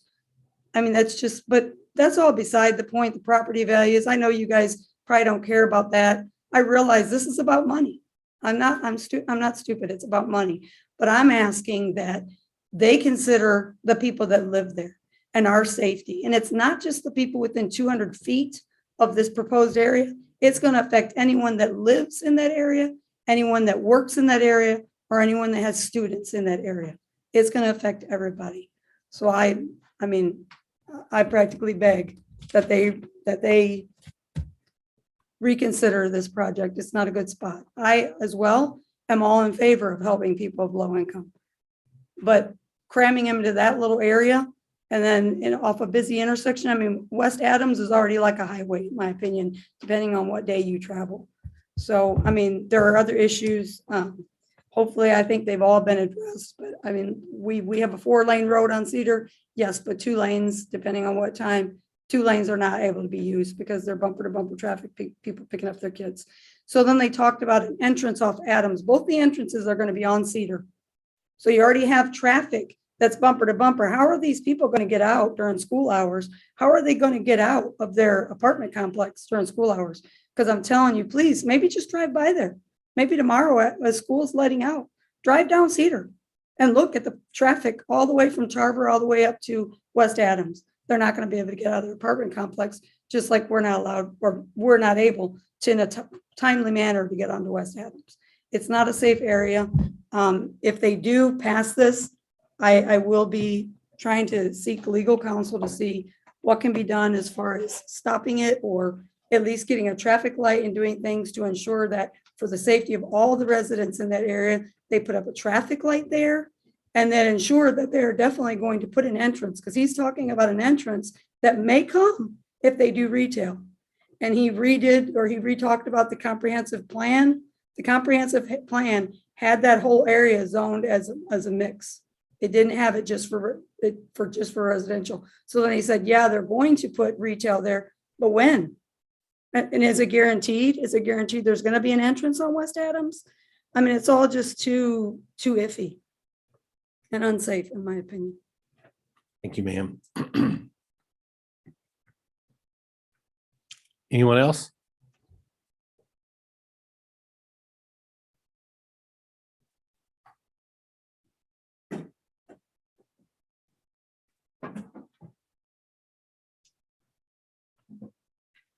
I see this picture you had on there, section page 8, I think it was. What's to the east of that area? It's open land. Is that been approved for additional housing? Well, I know that we're not long 317 and Adams is commercial, but what's in between that area? Has it been sold yet? Or is it going to be sold? Are you saying since you got housing in this one area right now, apartments I'm talking about, what's going to be on the side of that creek? Is that going to be more apartments? Has Belton Independent School District been asked, are they putting another elementary school if they do? Because Pirtle is kind of full up. I have raised my kids and grandkids. They have all gone to Pirtle, Lake Belton Middle School, and Belton High School. And I know the schools are crowded now. And that's why we keep on getting these bond, asking for more money for more schools. And that's why they've been approved. I know to the north of Adams, we have some at North Point, we have new elementary schools. That's a good distance. Has Belton Independent School District, have they said anything about additional population in that area? I know they've been trying to be ahead of the game as same as you are to make sure that the school systems don't get overpacked. And that's pretty important. And the lady that said on Cedar and Adams, when you go up there in the morning, because I took my grandkids there, practically every day on bad weather days, that street is packed. There's no question about it. When you get up there by West Adams, if you live to the left and you try to make a left-hand turn in the mornings at that particular time, you cannot do it. You have to wait for some reason the traffic eases up. You can make a right. Across the street, you have another shopping area there. One's a dollar store in additional business in that area. they exit onto Adams too. If they make a left coming out of that shopping center, it is very hard in that area to do that, especially at the end of the day, work day. I'm talking about a 3-hour time limit at that time of the day. I don't know if any of you live out that way. Have you been out there in that morning? And, you know, sometimes when you, I live on the other side of Stage Metals, up on top of the hill, past the pool. That's 7527 Amber Metals. And my name is Albert Noble. I didn't say that at the beginning. I'm not saying I'm against this right now, but if they're going to put more apartments on the other side of this area, that might be a big problem for that whole area in the future. I go to First Temple Baptist. We voted on a senior citizen apartment set to the east of First Temple. We voted that because it was senior citizens, and we took into consideration of our neighbors in the different areas when we voted on that. They did not know about this project at that time, and that might have changed out totally different if they knew that.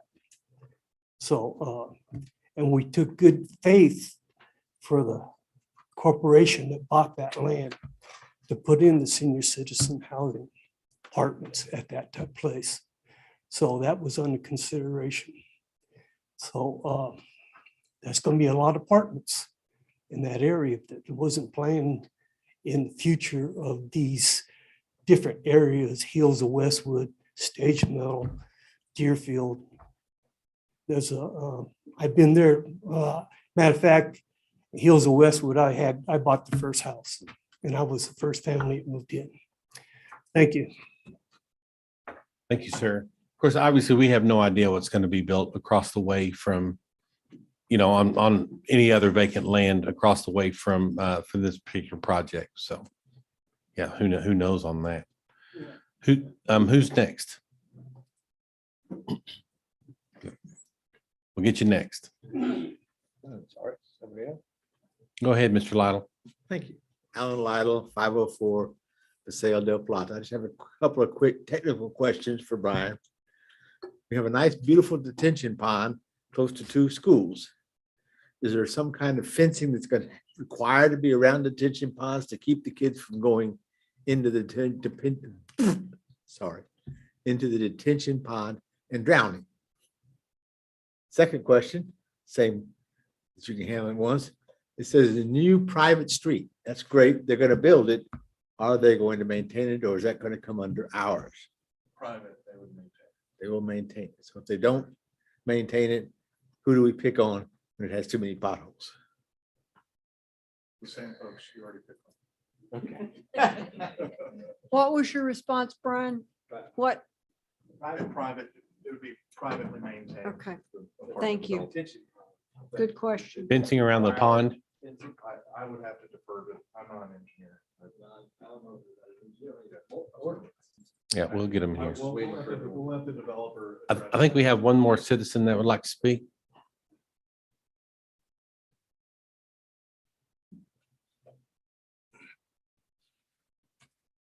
Honorable Mayor and the council members, thank you for this opportunity. So my name is Anil Paletti.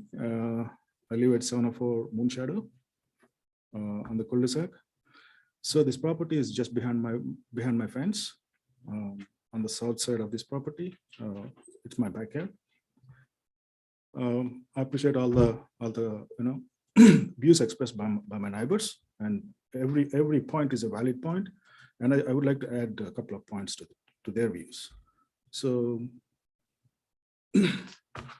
I just want to give my firsthand experience about the traffic on Cedar Road. Okay, so I see the traffic every day. I go and I drop and pick up my kids in high school, right? At the same time, when middle school parents are picking up their kids, so the cars, for example, the school is out of session at like 4 o'clock. The cars started piling up starting from 3 o'clock on Cedar Road.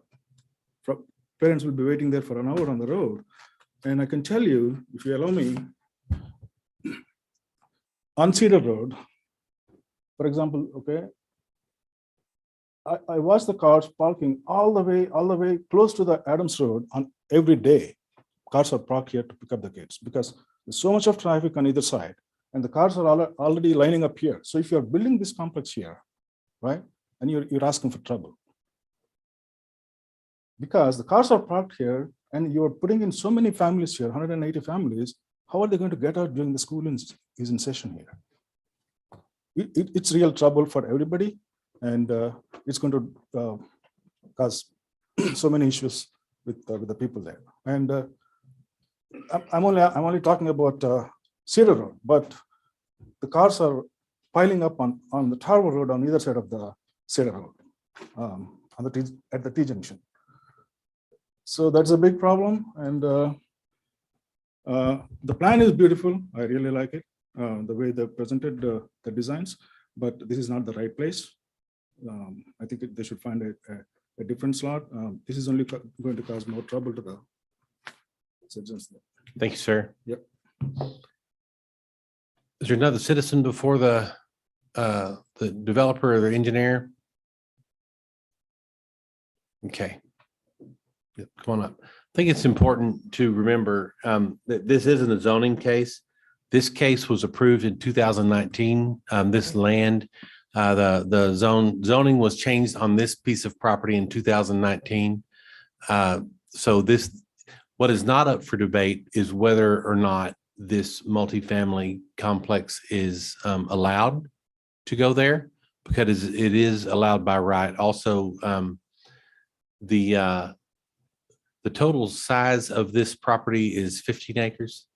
It's 10 acres. Okay. Okay. So again, it was approved in 2019. This is currently zoned, just like whoever it was that mentioned the First Baptist property.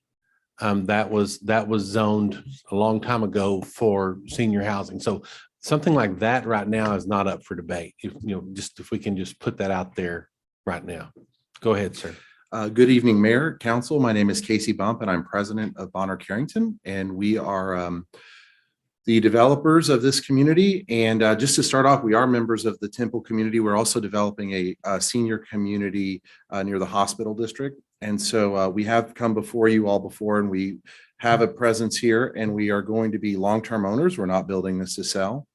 And one thing that I just wanted to share is the name of the program that we are under, the Low-Income Housing Tax Credit Program, is a terrible name because it really is workforce housing. We're serving folks that make in that $30,000 to $40,000 range. That's in the half of the units, and the other half are at market rate. And so we're serving an entire spectrum. And the beautiful part of this program is we get to own it forever. I have worked at Bonner Carrington for 22 years as an intern, and I'm now a partner, and will be here. This is gonna be my only place. And so we develop, construct it ourselves and manage it ourselves. And the part of this being part of a master plan community, we are excited to be a part of it. We think we're actually going to be a catalyst for the other development, good or bad for everyone in the area. But Temple is really popular, and we think we serve a really good need, and we are intentional in the way we design things. I think that shows in our site plan of how we position the buildings, and also with how we design the detention pond in a way that and the trail system in a way that complements with city staff. I think Brian may be able to share that we're really, I think, accommodating, and that trail that's between the neighbors was an accommodation that we made, and we're keeping our end of the bargain so that we don't have a situation where the trails that were supposed to be built are not built. We also, on the detention pond, have the same safety concerns that the community would have. We're going to have people in our community. Of course, we're going to keep them safe so that people cannot get in there. And so it will have fencing around it. The entire community will be fenced, and the other things that will be of interest as far as notifications. I'm sorry, one other thing we'll do is we're gonna have a CARES team, and they're from a group called Apartment Life. They'll live on site. They're there to create community. So we're really doing a lot of the things that can be done in the single family neighbors next to us. And so we come in peace. We're doing a lot of infrastructure, and we have been accommodating and look forward to putting in the private streets that'll also hopefully provide other outlet, and over time be the catalyst for the rest of the retail development, which will connect up to the other parts of the site. So with that, I am available to answer any other questions. And just as a note I know that school districts around the entire state of Texas are just growing rapidly. We did notify the school as part of our process and did not hear any feedback back on that. And so we're glad to be a part of your community and request your approval. Thank you, sir. I do know with the Belton ISD bond, there was a groundbreaking just 10 days or so ago on a new elementary school in that area. So, there was some questions about TISD and BISD and their participation and overcrowding of schools. And I know there's, again, in that area, I don't know what the plan is for, redrawing any boundaries, obviously, but that's not in our purview. But okay, anybody else?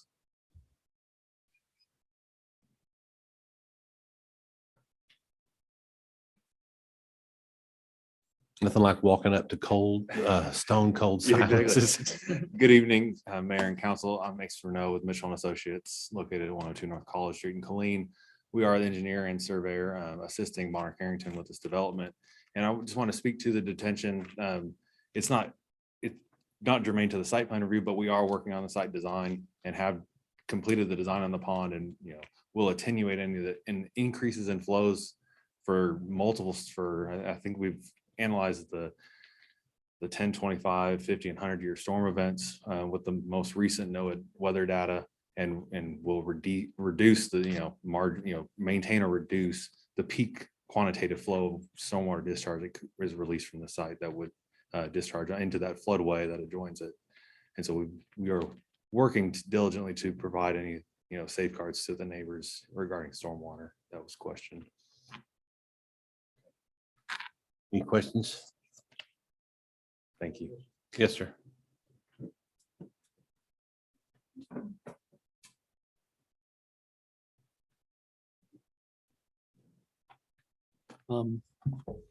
If the engineers could address the topic of cars being backed up, arriving to schools early, which is customary. That's not going to be something within their purview. Okay. To this engineer. Yeah. That's something What that is- BISD needs to Well, and address. that was actually, I was hoping maybe that Jason was still here. He's the mobility master plan guy. I wonder through all of this, what's been in the back of my mind is, I believe this area is addressed in the mobility master plan. I was just wondering, I don't have off the top of my head, I don't know what the results of that for that area are. Okay. Send the text and see if we can find a response. Okay. Is there anything else? So item 11, which we are discussing now, consider adopting an ordinance in accordance with the other ordinance for approval of a multi-family development. When you clarified that, I didn't understand when you said we're not here to, probably not you mentioned, you referred to, we're not here to approve if the zoning is correct. This meeting today, for benefit of the residents, is it to approve going forward with construction? Or once residents were to say, sure, that could be zoned as residential, but then what type of residential? Because you might think more homes like the ones we own. That's residential. I'm not sure if in 2019 it said, we're gonna build a multifamily workforce / low income apartment complex, 180 units off of Cedar, which is different than a continuation of a cul-de-sac of a Sage Meadows division, opening it to this 54 acre, and you're just continuing what's already built. The 2019 zoning change was specifically approval around multifamily, approval around a project just like this. It was. Yes, sir. And today, what are we discussing for item 11? We are discussing the approval of the site plan. Okay, thank you. Yeah, thank you. Anyone else? Sorry, I can't talk. Anyone else wish to speak on this matter?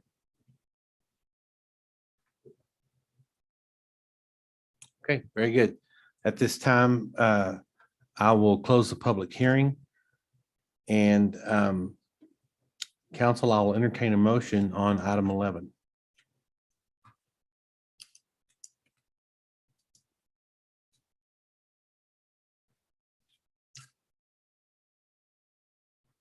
Doesn't sound like anyone's willing to make a motion tonight.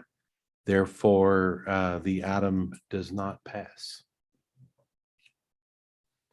Moving on to item Mayor, 12. if I could for a second. Yes, please. I think we need to give some sort of guidance and I think, so just to make it clear, the original ordinance was for, I think, 54.5 acres. And of that larger tract, it was approved for up to 15 acres of multifamily. This is just under 10 acres. It's in front of you today. It was originally a planned development with the requirement that as it develops, it comes back to you for site plan review. So since we're not considering use, that was approved back in 2019. Is there any sort of guidance or feedback that you can give to the developer regarding this site plan? Showing where the amenities, where the sidewalks, where the trails are located, that makes it not agreeable. So that way they know what their options are when they bring it back. There has not been a question from the audience nor a question from council regarding the site plan. I don't think it's about where the buildings are located. I don't think it's about amenities. And from the council's viewpoint, it's not about money. It's never about money. That's something that we don't take into consideration. So that doesn't appear to be, your question doesn't appear to be the concern of the folks up here or the folks out there.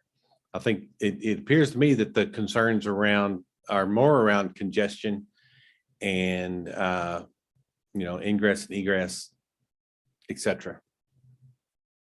So I think everyone here obviously acknowledges that workforce type housing is needed. But I think until maybe there's a larger scope of understanding around the mobility master plan in a way to get folks in and out of the area, that I think that for me as one of the voting members, that's a concern. So I think maybe if there's any guidance for the developer, it will be around that. So would someone like to make a motion to table this until a later date when they can bring back another site plan that addresses some of the traffic concerns? So help me, because we haven't had this happen in a long time. If there's no motion, it just dies for lack of a motion, then it can't return back for 6 months. Is that right? I don't Correct? think that's the case here because it's not a zoning case. It's not the denial of a zoning case. Okay. So I think they can bring it back, but I don't know that But they will know what to The bring developer back needs to have some sort of without guidance some around that. sort of Brian, feedback. what's your comment? Yes, and also I think the fact that it's a lack of an action, that it's, I'd have to look back at the code, but I'm pretty sure it's, it's based on like denial, not lack of emotion. So it's, okay. So I remember we looked at this a Okay, few yeah, years ago. I got you. This is not approving 7 it. years ago or Lack of something. emotion doesn't approve it, but it also doesn't deny it. Yep, I if that understand. makes sense. So council, I think that what we need to do is have a conversation about what our concerns are amongst the four of us. And if there's any guidance that we could give the developer to possibly bring this project back. So to me, like I said just now, it's about traffic flow. It's about safety. I've received emails from other places where with pictures showing traffic flow in poor traffic flow, or I guess we almost even lack of a traffic flow around some schools in the area. And, this is just part of expanding, and many times schools and, they lead right with the school, and then unfortunately the infrastructure lags. The road infrastructure lags. But just for conversation's sake, the road infrastructure can't change because the road is there and the housing is there. The road can't become wider to. Well, it could. I mean, if that's what was called upon, but it could also be around traffic calming, right? Stop signs, speed humps, I'd like to hear traffic lights. from Mr. Deckman at some point. I realize he's not here, but it would be nice to have someone with solid knowledge of the mobility master plan to know what is in store for the future for that area. So You got it. text from Mr. Deckman. Okay, primary mobility master plan recommendation down Adams was related to signal timing and synchronization. So it doesn't sound like, we'll confirm, it doesn't sound like maybe Cedar itself was addressed. Obviously, this is a comprehensive master plan. It's looking at the connectivity in the area, but it was about synchronization and timing of signals. So either way, we can take a look at any of those opportunities and open it up to a larger group of professionals, including our own engineering and transportation staff. Appropriate to make a motion to table this for further discussion. Pending further information to answer. Well, again, I mean, so that's one issue is traffic, right? Anybody else have any issues? I just a question in terms of this has already been rezoned. It's not a zoning question. How do we ask a developer, these developers to deal with the roads? What do we want them to bring back? How could they change this? How could they change the multifamily already designated?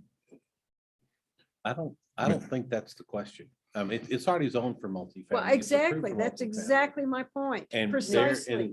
the developer's not in control of the development or the changing or the widening or anything like that. of the Exactly. roads. That's precisely my So I point. think it's incumbent upon city staff to look at, and 2305, that would even involve TxDOT to look at making, possible changes to mitigate some of the issues that the neighbors are concerned about.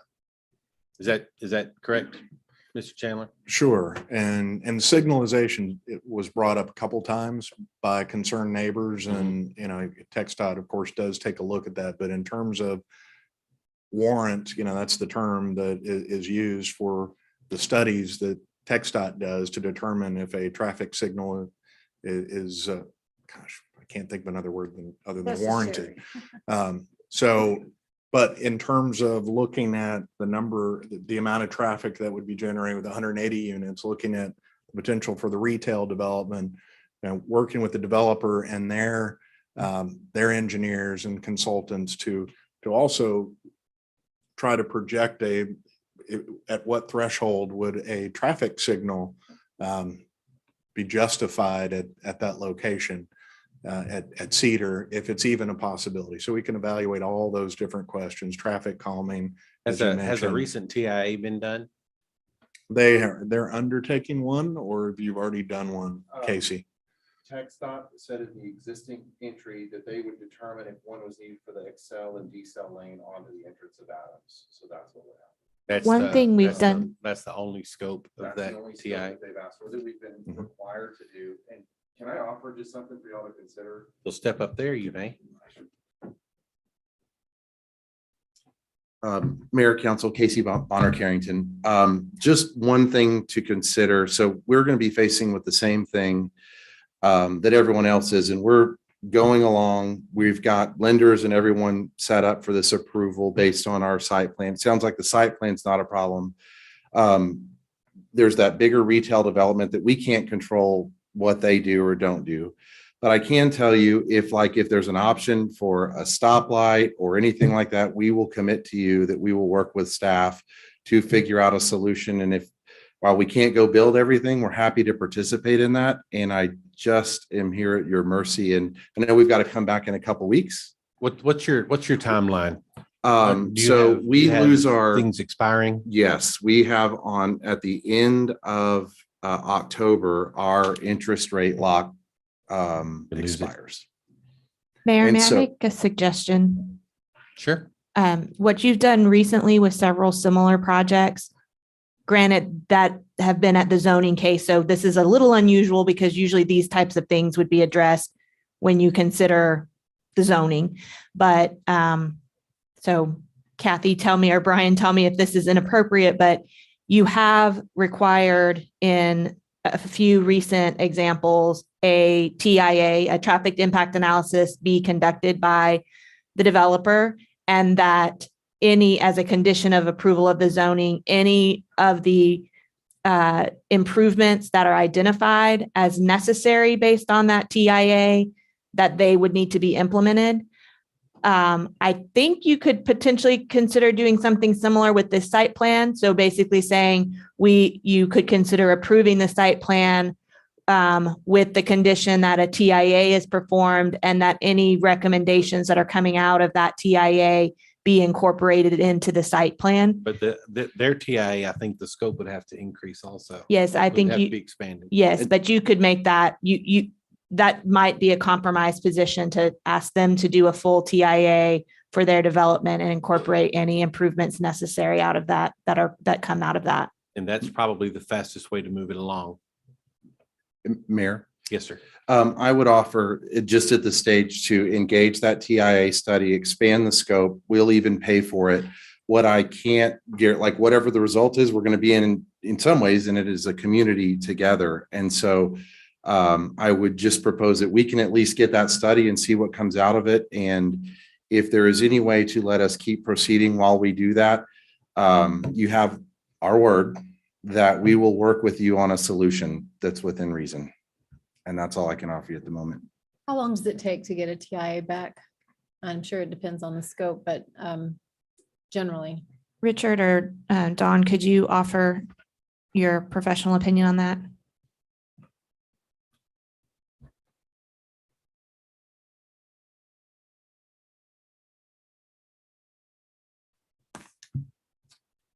We have recent experience in that.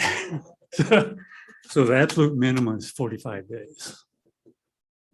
It was the best we could coerce from the last consultant. And it's generally 60 days. So the way this has happened lately, because we have been working through some of these, is we could move forward with approval based upon, as Ms. Myers was saying, based upon a traffic impact analysis. And that would also then obviously require that any results that came out of that analysis would have to be put into place before the development could move forward.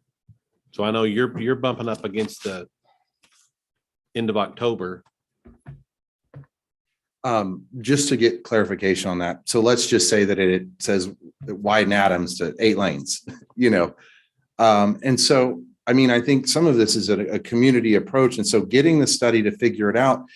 And by the time the retail and everyone else comes in, I kind of think we're getting a head start on fixing whatever long-term solutions are there. And unfortunately, just because we're the tip of the spear here, boy, I wish it were different.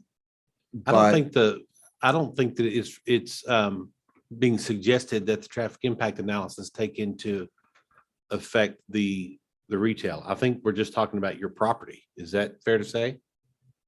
Yes. Yeah. So we wouldn't hold you accountable for anything that may or may not happen. So it would, and can we maybe elaborate on what that might look like? It might be adding a turn lane, stop sign. Do you have any idea? I mean, so it would be limited to anything. Let's just see if I can narrow this down just a little bit. Whatever the traffic impact analysis says is required. Which would likely probably affect South Cedar, probably. Probably. I guess. Okay. With the conjunction of Adams. I'm But sorry? Mayor, where South Cedar joins Adams, But Mary, it feels to me like, and I just was talking with legal, I think we're almost asking these developers to deal with a problem that already exists. It's not their development of the traffic problem because of the school. Understood, but this is where we are today. True. So. But how do we penalize this developer for that? I don't think we penalize the developer. I think that we gather more data. And then when that data is gathered, the developer makes a decision on whether or not this is an investment that's wise for them. And but can we meet we don't want to push them unintentionally into a situation where they're past their financial date. Mayor, given the options that I have right now, you want to go ahead, Zach? Sorry, this is Zach Crotchingle, our partner. You've seen Zach before. Yep. Under better circumstances. Look, this I feel like has gotten extremely far off the rails. This is a site plan approval. I have never actually seen a site plan approval that actually sent notifications to an entire neighborhood. I've never actually been involved with a site plan approval that had notifications at all. We're a site plan that meets the PD. We've already purchased the land. We purchased the land in good faith, believing that the city of Temple zoning that allows for this use was going to be honored if we created a really nice project that I believe we are. We looked at other sites for this exact use. We actually talked to a lot of people and accommodated a lot of needs. We went and notified Belton ISD a year ago. They have said publicly that they need housing for workers. And it just feels like there is an undercurrent of not wanting this housing here. I think that low income is another big undercurrent here. I don't think you're getting that from the voting. No, I'm not the- getting the it from four you. people up I'm here saying, voting. I'm getting it from the And- commentary. And that's fine. And, Yep, and 100%. what we're concerned, what this group is concerned about is traffic. I understand that, but when this zoning was approved is when I think traffic should have been taken into account. And I think that a lot of the concern. And I'm sorry. Okay. To me, that's not, Temple is a different city than it was in 2019. Our traffic is different, our housing is different, our demand is different. The number of people moving here is different. This is different than it was in 2019. Okay. Okay. But we still, because we are different, can't ask a developer who is met the PD and the zoning was already done. Maybe we fouled up doing the zoning. Maybe we fouled up not addressing the traffic earlier, but how do we ask them to deal with it now? Well, then we just stop all development everywhere. Well, that's. I mean, I know, but you understand what I'm saying. I mean, we have to absolutely. deal with what we're dealing with right now today. That's exactly what I'm saying. And I think by stopping it, we're not dealing with the fact that it was already zoned. Make a motion, Susan. One more time. Zoning for multifamily, 54 acres, Adams and Cedar. That space could be used to where towards 317, there's space. That again, that's something that's not. Because the that's point I'm not trying to relevant make this is conversation. multifamily, okay, and let's pretend everybody was aware and it went through.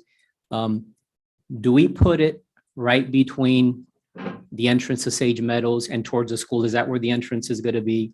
And today, if for about an hour, I'd say more twice a day, it's already filled up just the nature of the people who live there. Do we say, well, their rate is going to expire at the end of October with all respect to the developers? Because I get it. I've lost mortgage rates. Some of you may have. Is it, well, poor developers, we can't penalize them. Let's go ahead and do it because it's going to be more expensive after October. Or let's go ahead and do it because it's already zoned. Well, it's zoned. It's not a good fit. It's going to be a big headache. It's going to hurt a lot of people's lives. It's going to hurt quality of life. But you know what? We made a decision in 2019. which a lot of us aren't sure how that occurred. I'm interested in doing what's right Mr. for the people who Santiago, live can there. can I ask you one thing? Yes, Please stop insinuating that there was any sort of cover up, any sort of effort by city Well- staff. That was 2 years ago. Mayor Davis, I made it clear, my words were, I don't want to insinuate anything negative. However, people who live there are saying, I didn't know. And I don't think these adults come here. We have families, we have jobs, come here to lie to say, we did know, but let's say we didn't. Well, this So staff- something this happened, but- staff Doesn't have it. So please take that out of But this no, whole with process. no, yeah, Because and the with, staff has no reason to lie or to cover up or to do anything else to the neighborhood to try Sure. to push something through. That's not what we do. point well done. The Thank you. language I've used has never insinuated that, and if it did, I You apologize. did it 30 seconds ago. I'm referring to, we didn't know, the folks who are here didn't know. And that's, I just want to state it, but I also said, I don't want to insinuate anything negative.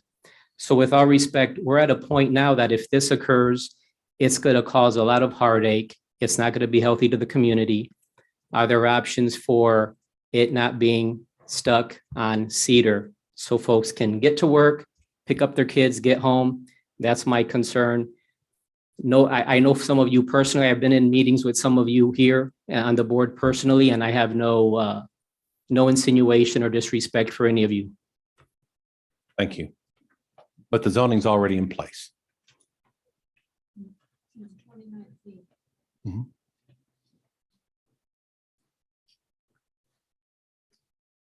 Okay. If we had a motion to approve this and add to, where's Brian? Where'd Brian? Oh, there you are, Brian.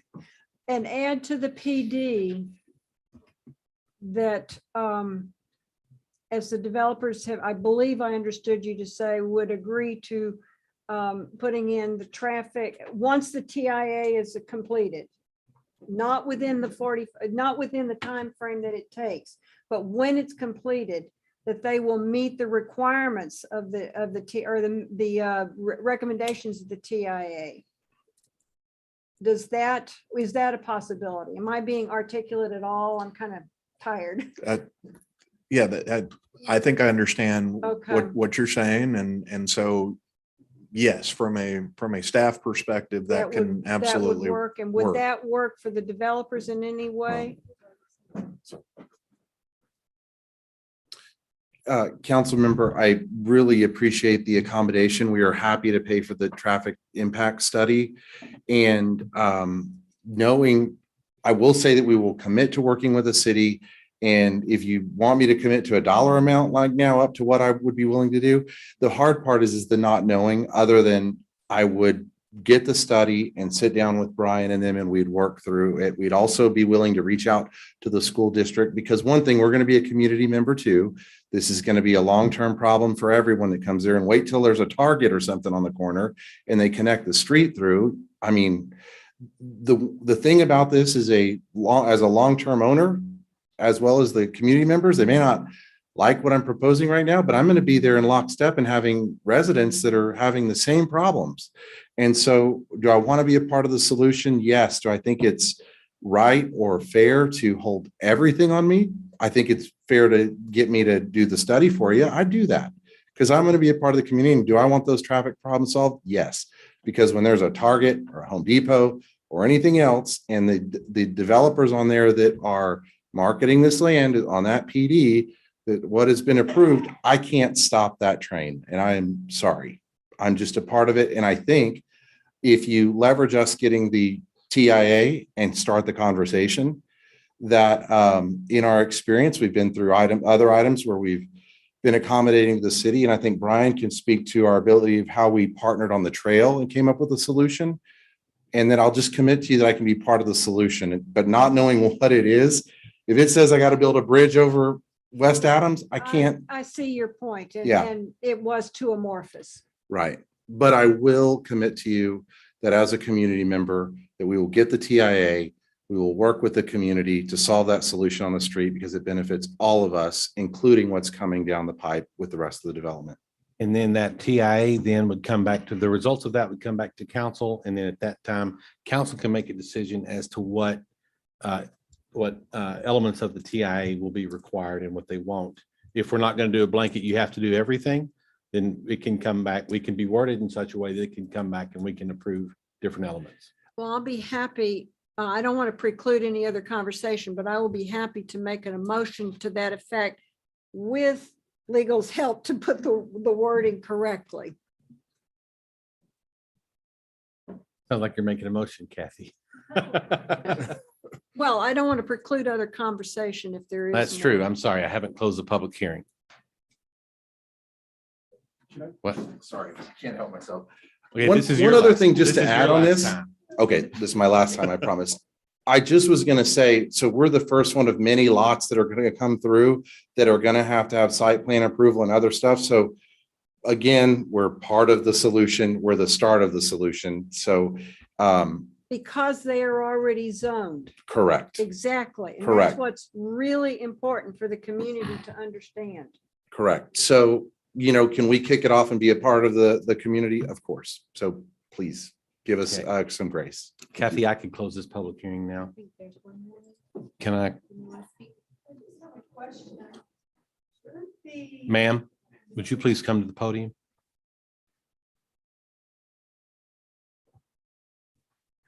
Shouldn't they have went to the schools and to the fire and rescue to make sure we had resources in that area? And did the traffic analysis before they started doing all the plans to build?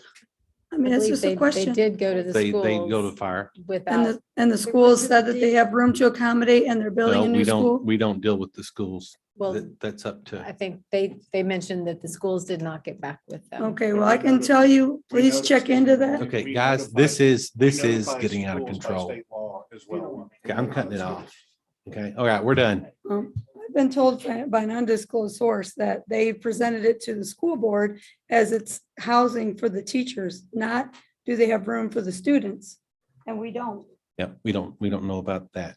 Okay, I'm going to end this public hearing.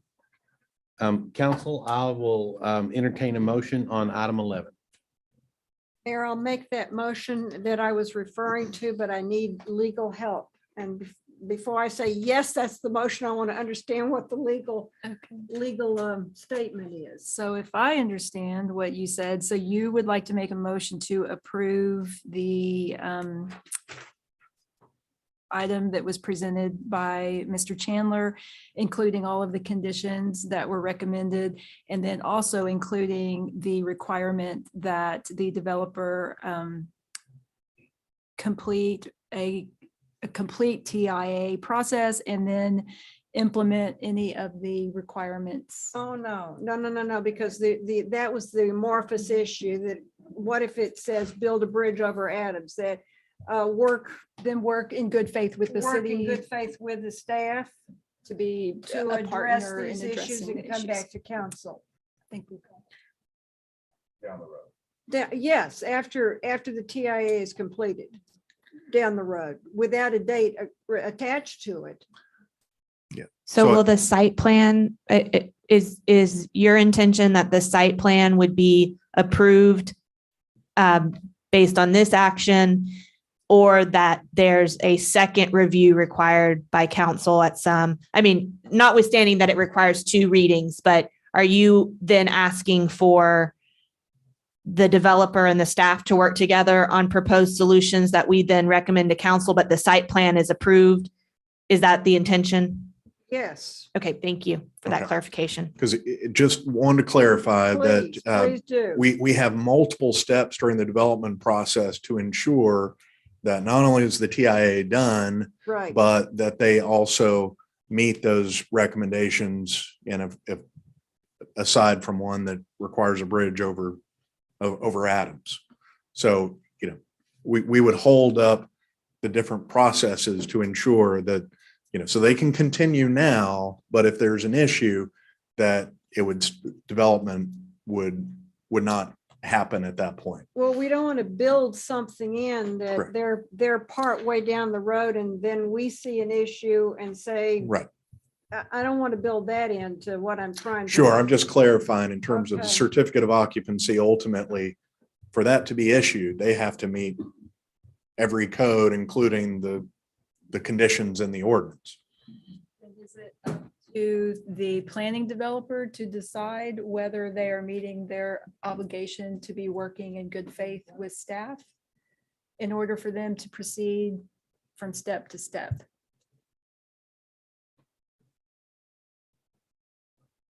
I'm That seems looking at Bran, difficult. since you were helping with this, Yeah. I guess my main question is, are you delegating the authority to staff to work through the issues with the developer and decide what's reasonable? Or are you asking that to come back to the city council for approval?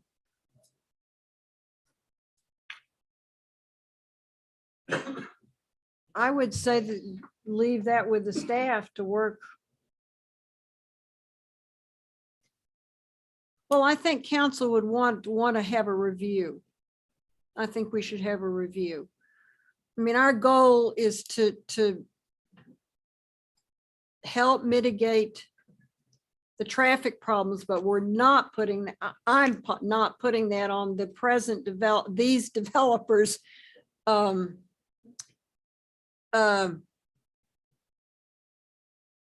Process. So perhaps the motion could be that you approve the site plan with the additional condition that a traffic impact analysis be performed by the developer and that the developer will work in good faith with the staff on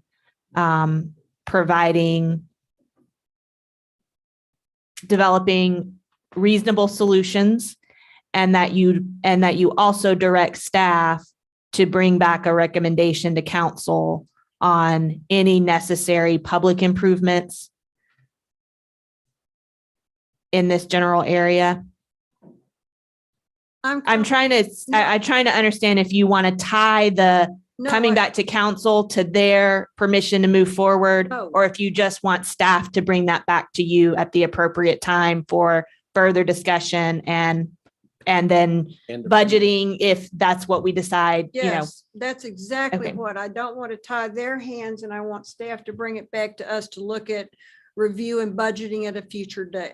Once that's during the process and the points that you do the reviews. So I think that I have that direction very clearly. So I would recommend, for simplicity's sake, that the motion be that you approve the site plan with the additional condition that a TIA is performed by the developers and their agreement to work in good faith with the city on traffic solutions. That's my motion. I'll second it. We have a motion by Councilmember Long. We have a second by Councilmember Walker. Council, please cast your vote. Thank you, Ms. Myers. Thank you, Kathy, also. Very much. Item 11 passes 4 votes to 0. Item 12 is a first reading and a public hearing to consider adopting an ordinance authorizing the release of 0.113 acre right-of-way easement subject to a public utility easement legally described as being a portion of an unimproved 20-foot wide alley located south of Block 1, Keaton Addition, in addition in the city of Temple, Bell County, Texas, according to the map or plat of record in Cabinet A, slide 134C, plat records of Bell County, Texas. Mr. Nuttall. Thank you, Mayor. And this will probably be a lot simpler than just reading that item was. This is about a 20-foot wide alley. It's right next to Wheels Skate Center. Transportation Code, Chapter 311 provides the municipality with authority over the streets and alleys. And that includes 311-007 allows a home rule municipality to vacate, abandon, or close a street or alley but requires that a public hearing be held. So it does have to be by ordinance. A public hearing does have to be held, and that's why we're here today instead of our typical abandonments where it's just a utility easement. Right here, I've got a vicinity map. That's it highlighted in the red there. You've got the Temple High School just off to the bottom right there. And that's along 31st Street. It is an unimproved alley at this moment, meaning we have never paved it. There's been no improvements done.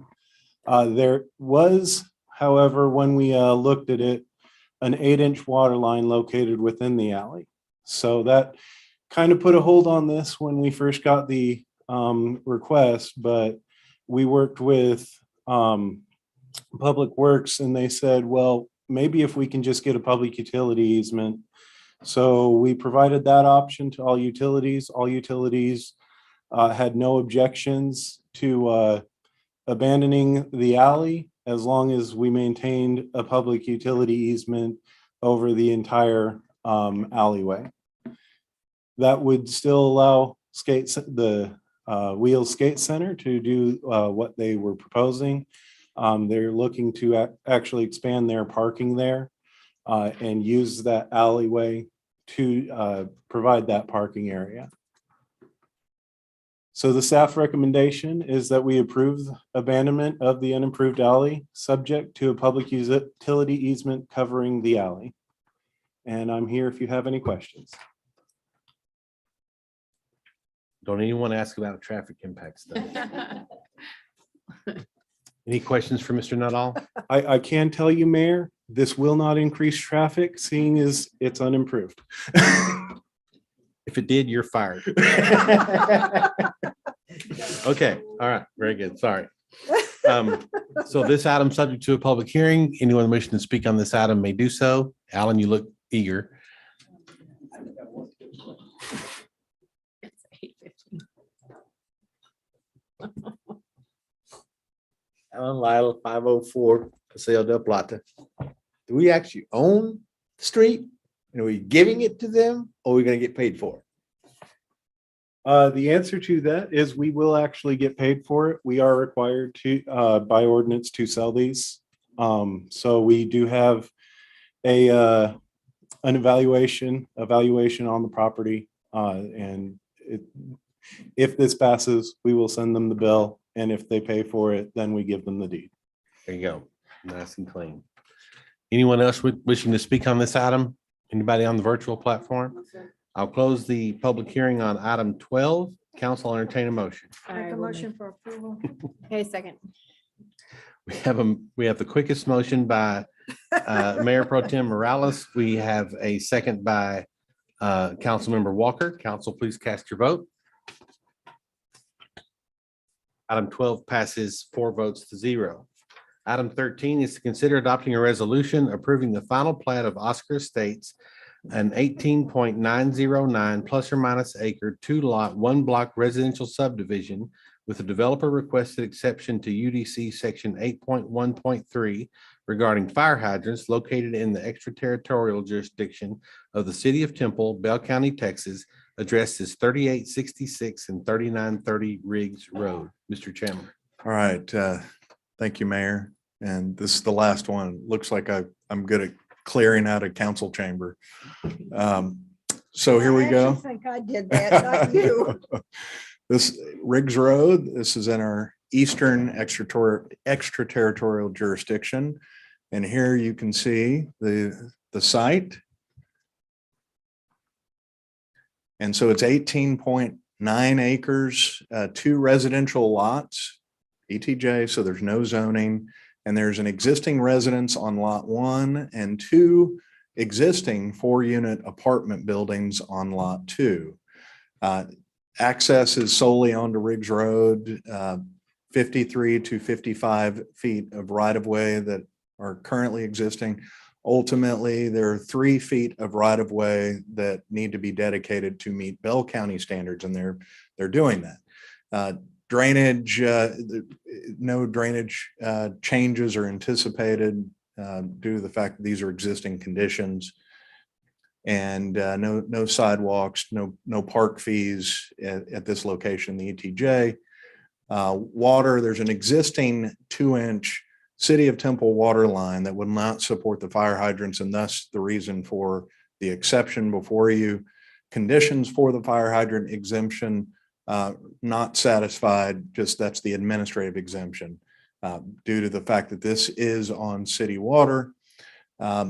Once again, existing conditions and therefore no additional solutions are required by the fire marshal, just existing conditions. So this is also an Academy ISD. And so staff is recommending approval of the plat and the fire hydrant exception, excuse me. And Council, any questions for all Mr. I have. Chandler? Okay, there being none, then I'll entertain a motion on item 13. Mayor, I'll make a motion to approve item 13 as presented by Mr. Chandler. Seconded. We have a motion by Councilmember Long, a second by Councilmember Walker. Council, please cast your vote. Item 13 passes 4 votes to 0. Item 14 is to consider adopting a resolution accepting a request by Bell County, Texas to voluntarily annex 2.554 acres of existing Old State of Texas Highway 95 right-of-way pursuant to Texas Local Government Code Section 43.1055, directing staff to develop a municipal services plan and to call public hearings to consider the annexation. Mr. Nuttall. Thank you, Mayor. And this is just extending our, it would extend our ownership of Old Highway 95 south a little bit beyond where the current city limits end. Local Government Code Chapter 43 governs the annexation process. This is an older code. It's not like a lot of the ones that we've done recently. This is under Local Government Code 430155, which states that a municipality may annex a road of right-of-way on the request of the governing body of the political subdivision that maintains the road of right-of-way. It requires that the council direct the planning department to prepare a municipal services plan, providing for the extension of full municipal services to the area to be annexed. It requires that there be 2 public hearings held before an ordinance can even be considered and presented to council. So the annexation request was received by the city on September 6th of this year. The Bell County Judge and Commissioners voted on it and sent us the notification letter that day. This is the southern portion of Old Highway 95, beginning at the city limits and going south approximately 1,855 feet. So for the annexation request, the council needs to adopt a resolution accepting or rejecting the request. And then if accepted, direct the staff to develop a municipal services plan and call the required public hearings. So this is a vicinity map showing the proposed annexation area. It's just that small strip of area. And this goes along with another piece of land that will probably be coming to you very soon for annexation that's been under discussion for a little while. But currently has not been adjacent to our city limits. This is existing right-of-way, a total of 2.544 acres, and there is no private property or expansion of the right-of-way. I was asked to put together a calendar. This is the original calendar I put forth. The holidays kind of messed with the timing for everything because of the date, the amount of days that are allowed between various steps in this. And so With this original calendar, it was based solely on regular meetings. But that put us to where we would have both of the public hearings on 12/15. Basically back to back, just separate agenda items. Then we would consider the first annexation ordinance on the 19th of January. And then the final second reading could happen on the 2nd of February. So that gets us all the way into February. So I was asked, well, what if we provided for special meetings? With that, we would send out the notices on the 28th of this month. We would have the first special meeting on November 10th. We would have the second public hearing at a regular meeting on the 17th. We would then have our first ordinance at a special, first reading of the ordinance at a special meeting on December 8th. And then we would be able to consider the annexation on the second reading December 15th, which saves about 1.5 months. So that is the calendar that is preferred by staff.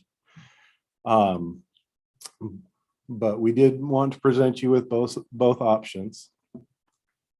And I am here if you have any questions. Thank you, Mr. Nuttall. Council, any questions for Mr. Nuttall? Questions for Ms. Davis? Just a real quick statement. So what we would need to do if you want to accept the petition is just make a motion to approve this, and then also let us know whether you prefer the first set of meetings or if whether you prefer the second schedule, which would allow us to complete the annexation more than a month sooner.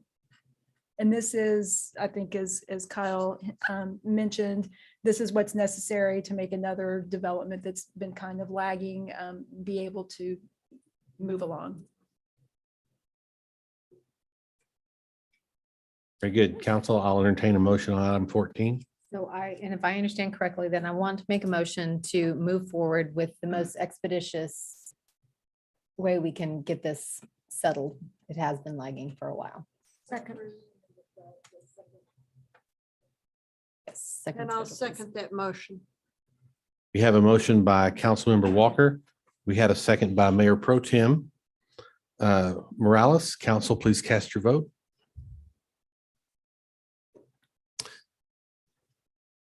Item 14, excuse me, item 14 passes 4 votes to 0. Item 15 is to consider adopting a resolution appointing an alternate member to the Bell County Public Health District Board of Directors. Our current board member is Dr. Avotz, and the director of the Bell County Public Health District has requested that each sitting member have an alternate in place and approved. And so Dr. Avotz has recommended Dr. John Midturi to be his backup or his proxy. And I've read his resume. As an insurance agent, he looks super qualified as a doctor. So I recommend that we nominate Dr. Midturi to proxy for Dr. Avotz. So I'll entertain a motion. I'll make that motion to approve Dr. Midturi Mhm. as a proxy for Dr. Avotz if needed. Second it. We have a motion by Councilmember Long. We have a second by Councilmember Walker. Council, please cast your vote. Item 15 passes 4 votes to 0. Is currently 8:26. Thank you all for attending tonight, and this meeting is adjourned.